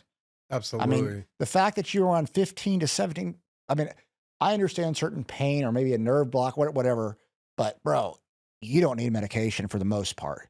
I mean, like, there's times maybe when it makes sense, but to have you on something regularly, 15, I mean, dude, I don't take any medications, you know? I mean, yeah, are you taking, I mean, No. so you're not taking anything No. now? Yeah. So, I mean, I might take ibuprofen every now and then for a headache Yep. or Tylenol. I like Yeah. Tylenol better for a headache, Yep. but like no regular No. day-to-day pills. No. And it's normal for people to be on 15 medications. How old were you when you got out? What was I? 33? Yeah, 33 years old. And the military had you on 15 medications. How many psych meds were like yeah, 3. three. So 3 Yeah. psych meds. Yeah. I'm like, And they God. kept putting me on more, and I would tell them like, "Hey, this is creating all these weird side effects Yeah. like that are not like good for my relationship with my wife and anything else. Like can't function." Right. And they'd be like, "Well, we need to calm down your vagus nerve. So I know this antidepressant didn't work, but we're going to try this other one out because we need to have we need you on this." And even when I came back, it was funny because I went back to the VA after the toad ceremonies. Yeah. And I was like, no, like I had all my tests done at Operation Mend, which is a nonprofit out of UCLA. And so I had the best doctors, like a staff of 30, do all my neurological, all my studies. Mhm. And they were horrible. And then I went and they were going to put me in a 6-week inpatient program because I was so bad. Yep. And then I came back and got everything shown after I did the toad. And it was a 180-degree shift. And Yeah. I was great.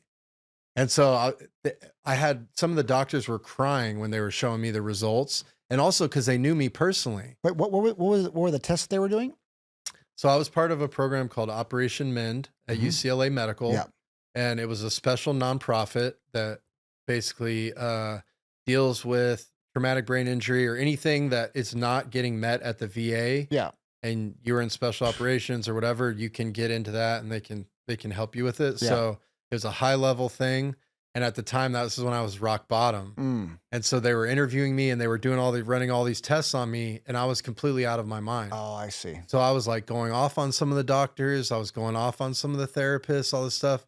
And then I went and had the toad journey and I came back and got all retested, and I'm nice to everyone. Wow. And I'm cool and I'm patient and I'm not tripping about anything. Yeah. And literally the doctors were crying when they saw me because they're like, we were about to put you into a 6-week inpatient because you're so bad off for mental health. Wow.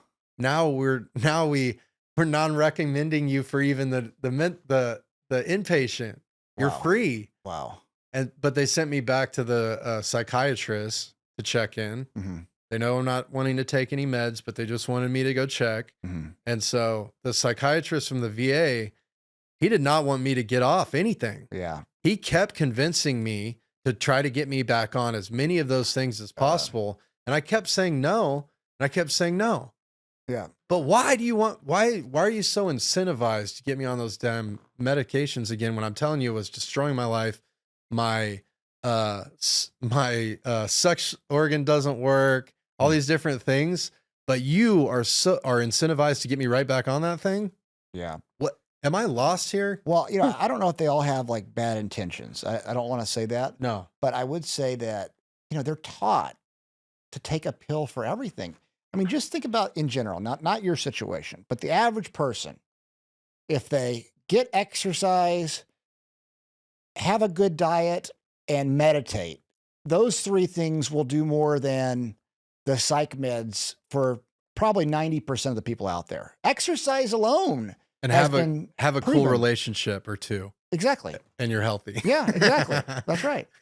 So like, but they want you to take a pill, you know, and for the longest time, they convinced people that it was a chemical imbalance in the brain. And that got debunked last year. Hmm. There's a study that actually shows the whole chemical imbalance in the brain for depression thing is complete bullshit. It's not even real. So when they were giving these people these antidepressants, thinking that it was changing the chemical imbalance in the brain, the chemical imbalance in the brain wasn't even what was causing the depression. And if you look at the side effects on these pills, it's, you know, suicide, you know, intrusive thought. I mean, it's like the side effects can be very, very bad. Yeah. So, and I'm not saying certain people don't need to be on certain things, not saying that, but I am saying with 100% certainty that they overprescribe these drugs to people. Absolutely. And there are good people at the VA. Yeah. Just like anywhere. And maybe it's the 80-20 rule or whatever that looks like. But Yeah. my experience has been very much feels like a disability money game where, okay, if I want to get 100% disability, I go pretend like I'm taking all these medications. But if I stand my ground and say, I'm not taking these meds and I want everyone to know that I'm never going to fill these again. Yeah. Now they're going to start deducting. Now I'm losing points in the game. I see. And now I don't get paid. Now so that's clearly what's happened with me. So I just like to put that information out but also there's people that are getting good help from a VA. Good on you. Like, awesome. Oh yeah. Yeah. I mean, we want them to get help. Yeah. That's actually, if they are getting something very useful, Great. then that makes me feel good. Right.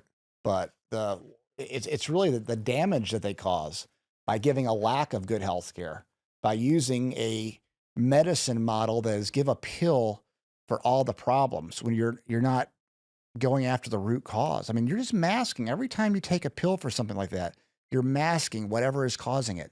And you've got to get... You're avoiding it. You're avoiding, move it. You know, oh, Yeah. I don't have to feel. I don't have to. And then all of a sudden, you know, 23 to 27 military people a day are committing suicide. I keep going back to those numbers. I probably said it 10 times in this podcast, but it blows my mind, man. When are we going to like see what the problem is and do something about it as society? I understand you're doing a lot of things with it, but I'm saying like, when is everybody else going to know those statistics and have it mean something to them? Because I guarantee you have 350 million Americans that really give a shit that 23 to 27 veterans a day are committing suicide. We would fix the damn problem. Problem is people's heads are in the sand and they don't care. And they're like, you know, living their lives on social media or all these other distractions that life give us. And, you know, they lose sense of what's really important. You know? Yeah. One of the effects of that I see with young Marines getting out, and this is like 22, 23 years old, and they were in when the Afghan withdrawal happened.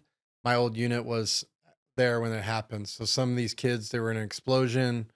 They saw a lot of things where they weren't able to help these people, you know, as Afghanistan was being closed out, all these different things. But man, I'll see these 22, 23-year-old kids and take them to lunch and hear like, hey, you're getting out next week. Yeah. What's your plan? What are you going to do?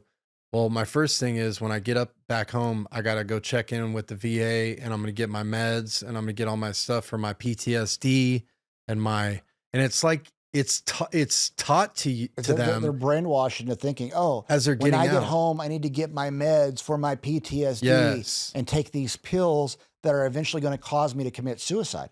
That's what they're saying. I mean, or could, right? No, or could. I'm saying like that's, I believe that the medications are probably the number 2 contributing factor. I mean, everything that happened is one, but you know, think about the path that you've taken. compared to the path that others are taking. And a lot of others have taken the path of doing what the doctors say and taking your 15 pills a day and taking more and more and more. I mean, the pills, these psych pills are largely suicide pills. That's in the freaking data, man. They cause people to commit suicide many times. So, Man, that's they're so dangerous that sometimes they put like a cap on them where they'll say this cannot be taken for more than 8 months or for more than a year. And you know, I have a raider that I know in out on the East Coast that was basically put on it for years. Put on a medication that you're only supposed to be on for several months. yeah. They put him on for 3 years, and how they found out was he ended up discharging his weapon in the middle of the city, and he ended up getting like having all this whole scene broke out. Mhm. It's like, well, this isn't like him. He's never done anything like this before. What's going on? What's changed? Well, what medications has he taken? Oh wait, he's taken that one? How long has he been on that one? Oh, 3 years? Yeah, you're only supposed to be on that one for like a couple months. Yeah. That's a hardcore psych med. And it was like, okay. Yeah. Yeah. You know, you take some of those meds long enough, you could change who a person is completely. That's what I'm bro. saying. I'm not saying, by the way, Yeah. that they never do anybody good. Not saying that. What I'm saying is they are over prescribing them like crazy. If someone needs to get numb for a minute to get them out of something, okay, that's fine. Use it strategically. But if your strategy is to give people pills their entire life to live a normal life, like, you got the wrong strategy. Right. You got to say, okay, we're going to use this as for as small of a time as possible. You know, we're not going to try to drag this thing out over the years. What do we got to do to get you better to where you don't have to take these medications? Because what happened? They use the medication as a crutch. Oh, it's my medication. You know, my this, my that, instead of, okay, we got to work on what's inside me to fix this problem. And, you know, sure, not everybody can be fixed. You know, some people are dealing with some things that are just too much, but that doesn't mean that the majority of people can't be fixed. I believe most people actually can, but we're not giving them the right tools. They don't have the right tools to know how to. They're saying, take this pill, take this pill, take this, numb out, avoid, be a victim to your circumstances. I mean, it's all that's what we teach when people get out of the military. That's what we teach in society right now, largely too. That's a great point. So the approach versus avoid coping mechanisms, like we avoid, like the society. The perfect example is, you know, hey, I don't want to deal with this. Hey guys, let's go out to the bar. You know, let's go out in Marine Raiders. We used to go do team nights, and all the guys, it's like, you know, that have families that haven't been home for months. They're out partying at the bar with the whole team, avoiding everything back home because they have a lot of shit they need to deal with back home. Yeah. They're avoiding all of it and just, right, where you avoid your problems. Even now, like I take meds, I avoid my problems. Hey, I don't want to have this hard conversation. Let's just go to the bar. Avoid. It's like you're not approaching anything. Mhm. You're not dealing with anything. Yeah. So the approach looks way different, where it's almost to a point where when I was in avoidance, and I have like the guy Rhodey in San Diego is an awesome example, because he's a guy that like he'll put a taser next to me while I'm doing a workout or something, just to do a mental check with me to see where I'm at mentally.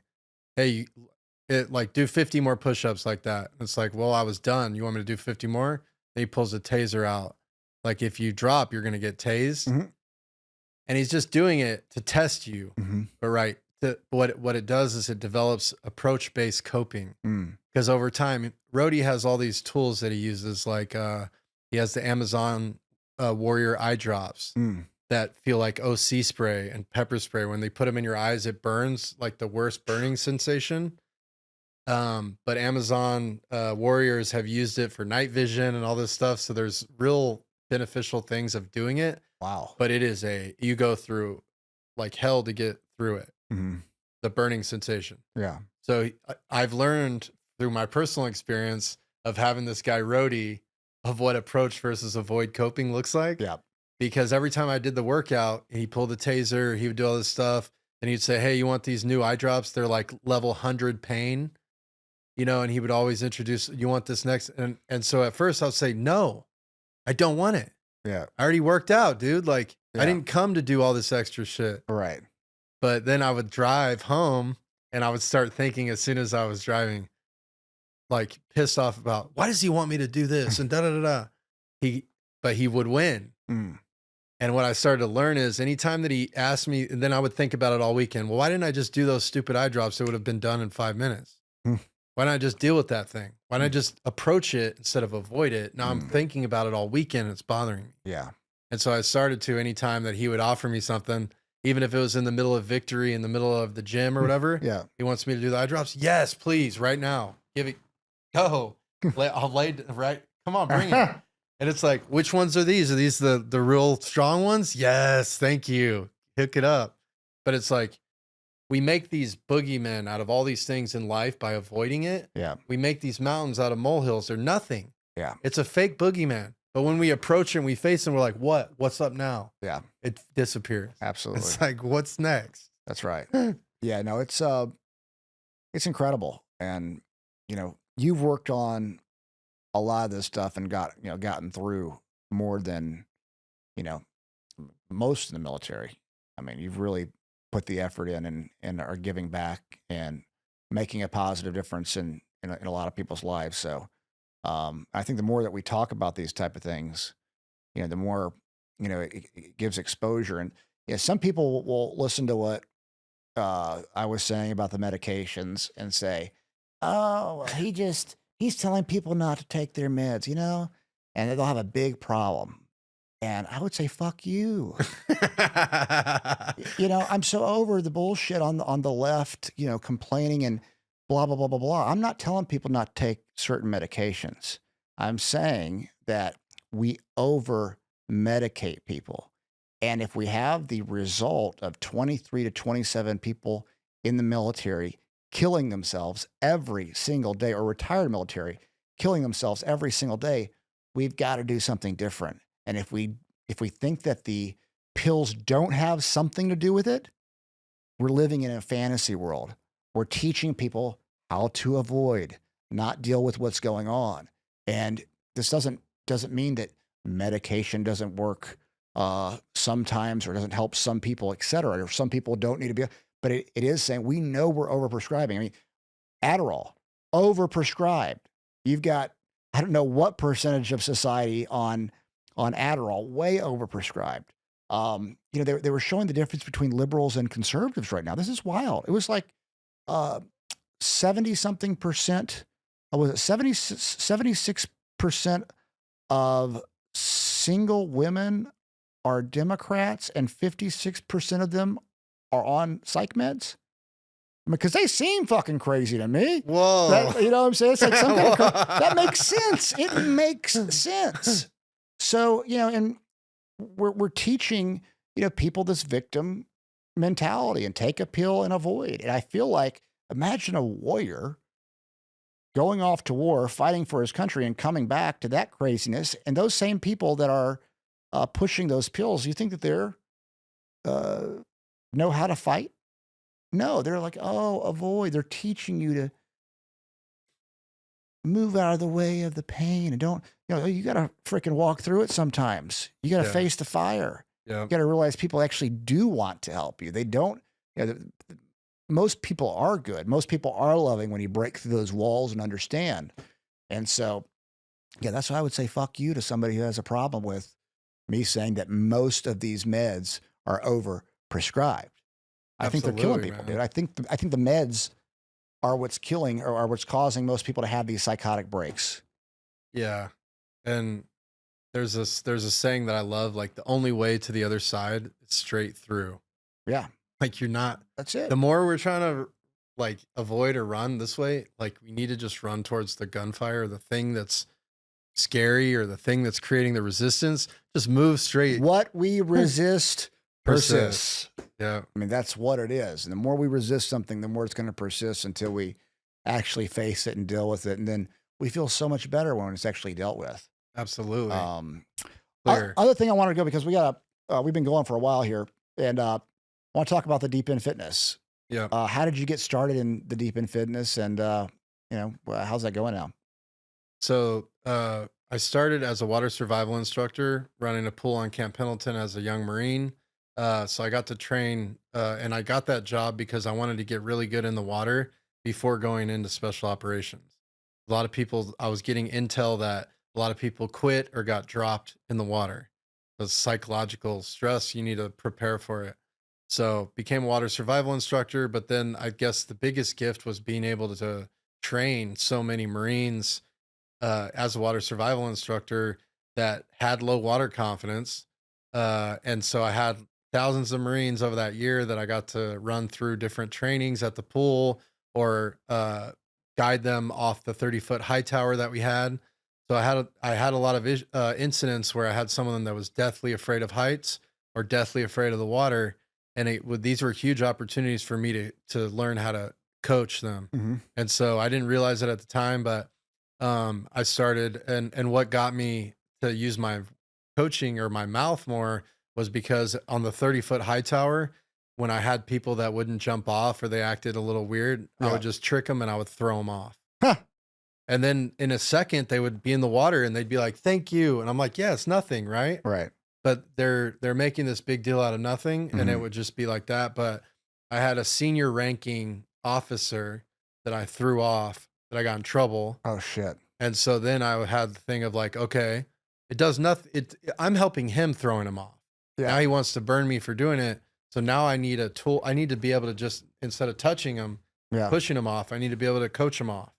And so I started to like really focus on coaching and like getting him to focus on something external, the horizon, relax. Okay, take a full 30-inch step.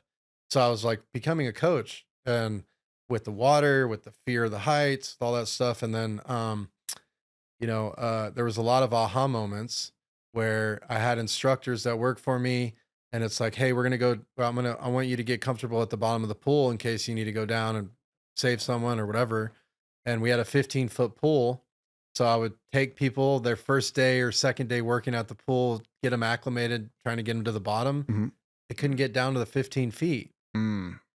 and but then I put the torpedo. If you've seen the torpedo pool that we pass in the pool, Mhm. I brought the torpedo in and I said, "Here, I'm going to pass it to you." I didn't say anything about going to 15 feet the next time. Mhm. I'm going to pass it to you, and I just want you to pass it back. So I'd pass it to them like a little under the water, and then I just start passing it to them down at the bottom. Yeah. They go down and get it. Yeah. Hang at the bottom. Now we're at 15 feet passing. But what happened? They focused on something external, which is the torpedo, and we made it a game. Yeah. And we stopped it. So all of their anxiety and their fear about what they can and can't do in the water, they're not thinking about any of it. They're in flow with the present moment Yeah. because they're focused on this external thing. Mm. And so it was like, whoa. So if I do it like this, nobody can do it. But if I do it like this, everybody can do it. Yeah. So it's a huge aha. Whoa. So get them to focus on something external. So then I started working with all these non-swimmers that could never swim before, and I would trick them and get them to relax and get them to pass this with me and then follow me and just focus on me and relax. And then now we're on the other side of the pool. You just swam across the pool. You never swam in your life. Mm.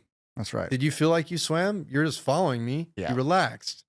So that was a huge thing. So getting blown up, got to go to some, as I was getting retired, I got to go to some transition courses. So I got to go to one at Dartmouth Business School, Ivy League, 3-week course for special operations veterans and Olympians. Mm.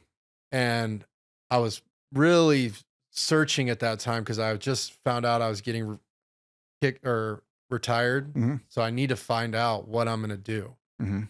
And they had all these panels the last week of the course, and it's all geared towards jobs and career opportunities.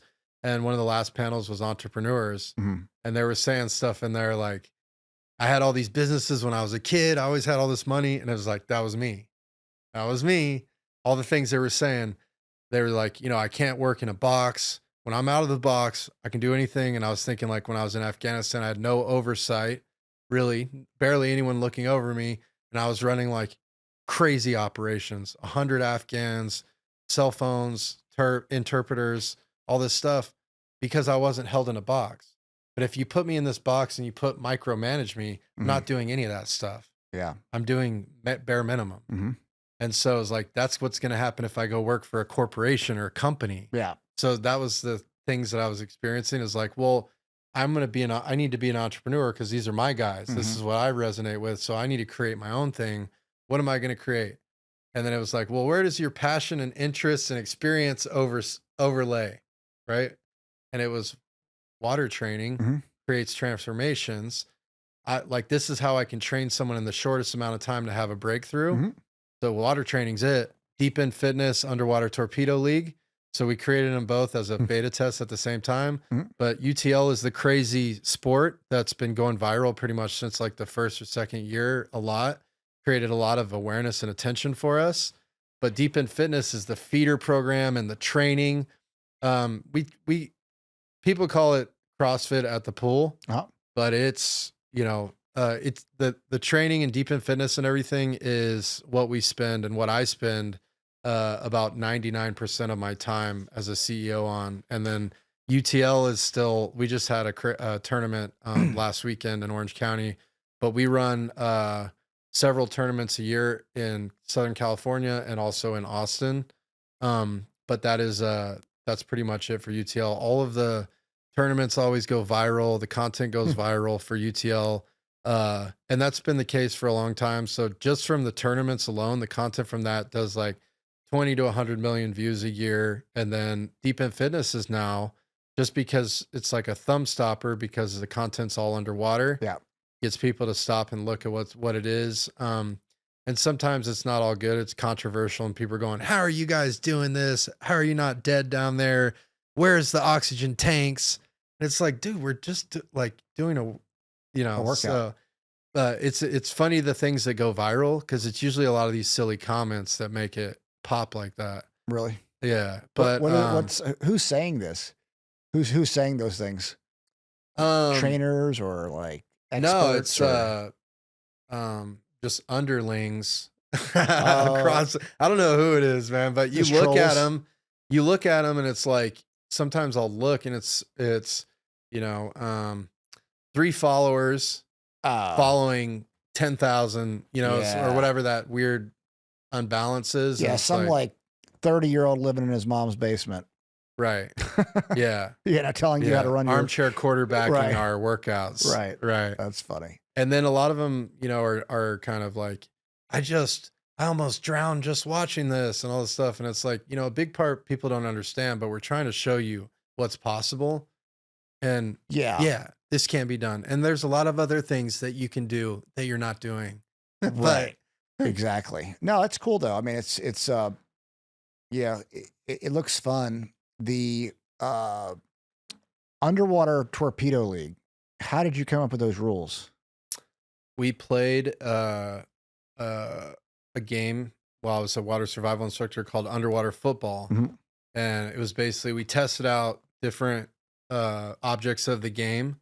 So we would have 5-on-5 in the deep end of the pool. We'd have a 45-pound plate, and you would have to move that across the pool. I see. And obviously that's creates challenges because if it drops, it can mess up the concrete, the bottom of the pool, the tile, whatever. Yeah. So that's not good to play with, nor was it that fun. Then we use a dive brick, but it was still kind of fun. And we use a dive brick, and it's like, full tackle underwater, people trying to rip the brick. And then you get the brick and you touch the other wall and you score. Oh, I see. Then we use a torpedo, and that was the most dynamic, the most fun, because now it creates a 360-degree environment where attackers can come top down, bottom up, and from every angle. Yeah. And then the torpedo can move halfway across the pool in one throw. So it can move anywhere really quick, and it has a mind of its own, so you got to throw it correctly. That underwater football was how I trained my guys to get ready for dive school. And that was like a lot of the water confidence tool that we use to get people to get the highest level confidence. I see. Is to play the game, because then they forget about any of their anxiety or fears about water or anything. Yeah. And they just go, and then they get a lot of gains. And then after that, they're way more confident. So just like it was a real force multiplier that we did the research of all the underwater sports from the history since the beginning of the Olympics. And essentially, we have underwater hockey and underwater rugby that have been around since 1940s, 1950s, both started by water enthusiasts. Mm. We started UTL in 2018. So what we after we did the research, we said none of these have maximized the media opportunity Mm. and brought it to the surface through media. Yeah. That's what we're going to do different. And instead of running it through as a nonprofit that's like under the whole underwater federation that everybody has to basically, kiss the ring and do whatever this thing says. Yeah. We're going to run it as a commercial business and just blow it up with the media. Nice. And it's going to go faster than these other ones. And that's what we've seen. That's awesome. Using the power of viral videos.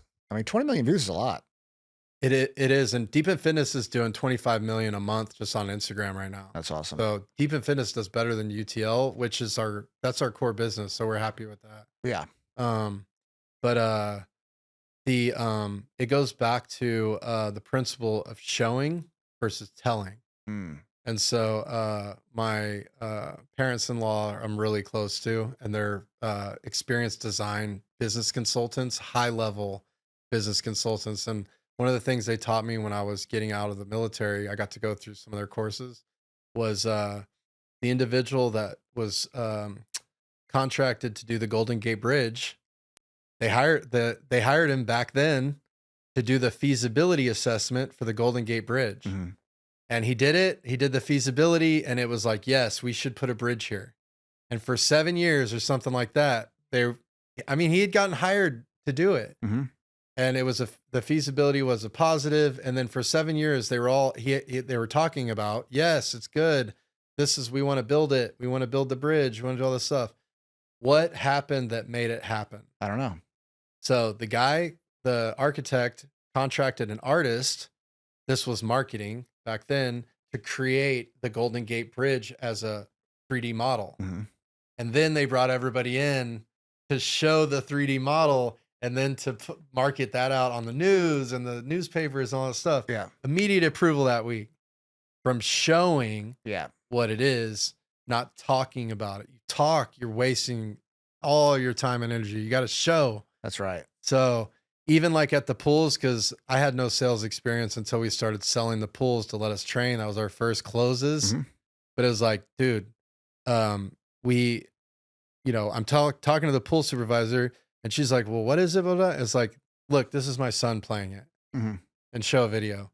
Hey, here's us playing with so-and-so last week, whatever. Oh, okay, nice, da-da-da-da. It's like, okay, now we just move light years instead of me trying to talk to you.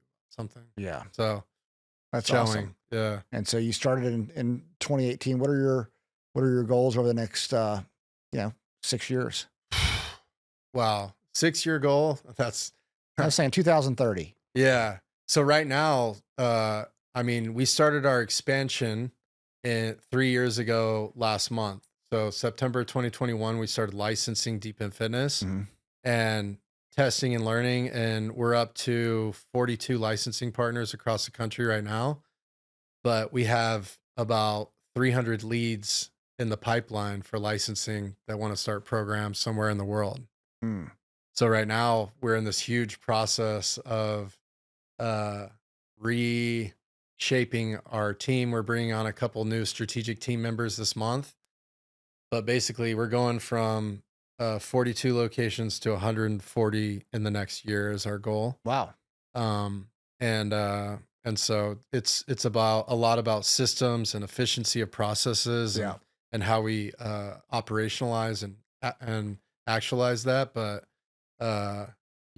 it's all a learning journey, and being open. And again, with the EQ work, I don't think I like every obstacle is an opportunity to grow, Mm-hmm. and if you can realize it, and it's like that yes moment where instead of, I think we're conditioned our whole life, if something is hard, to say this sucks. Yeah. Or this is like not good. is this good or bad? Yeah. Who cares? Like, there's way more ways to quantify things or to like evaluate things than good or bad. Right. That Absolutely. holds us back Mhm. in a big way. And when people say, "Hey, how are you doing?" and they want me to say I'm good when I'm not going to say that. Yeah. Right. So, yeah, where we have sometimes drama happens and things are out of our control and obstacles happen and fires get set and you have to put them out and you have to deal with things. Yeah. And you have a day that was supposed to be vacation day that turns into all these things, but it's like, yes, bring it. Yeah. Bring it on. Yeah. That's how, like, and sometimes I don't feel like that. Sometimes like, no. Yeah. But you got to shift Yeah. to get to, yes. Yeah. Okay, this is a growth opportunity. Bring it on. Yeah, absolutely. So, Yeah, I mean, it's yeah, same. I couldn't imagine opening the hospital and building everything that we built without having that ability to shift into that, to where, I mean, I'm definitely not perfect. I still have a temper, and still, will plow through a wall to get things done sometimes. But you know, those, I don't know, the original kind of go-to urge to do it, I'm able to see it, and we would not be successful if it weren't for the training. Like, straight up, yeah. we would not be here today if we didn't have the training. CPI wouldn't be open, CHIPS wouldn't be open. We wouldn't have been able to get through these crazy times without having, the emotional intelligence. And it's the most impactful thing. Well, brother, great talking to you, man. Anything you want to say before you leave? Yeah. So, for anyone interested in Deep in Fitness, check out Deep in Fitness on Instagram. We have 40 something locations, but a lot of new locations coming. If you're interested in looking at a location, there's not one in your area, let us know. And then I like to give out my email for stuff like this. So if there's anything that resonated that you want to follow up or reach out to me, my email is prime@utlnation.com. Let's keep rocking. And thanks for having me, brother. Thanks for coming all the way out from San Diego, man. Talk next time. All right. Awesome, brother.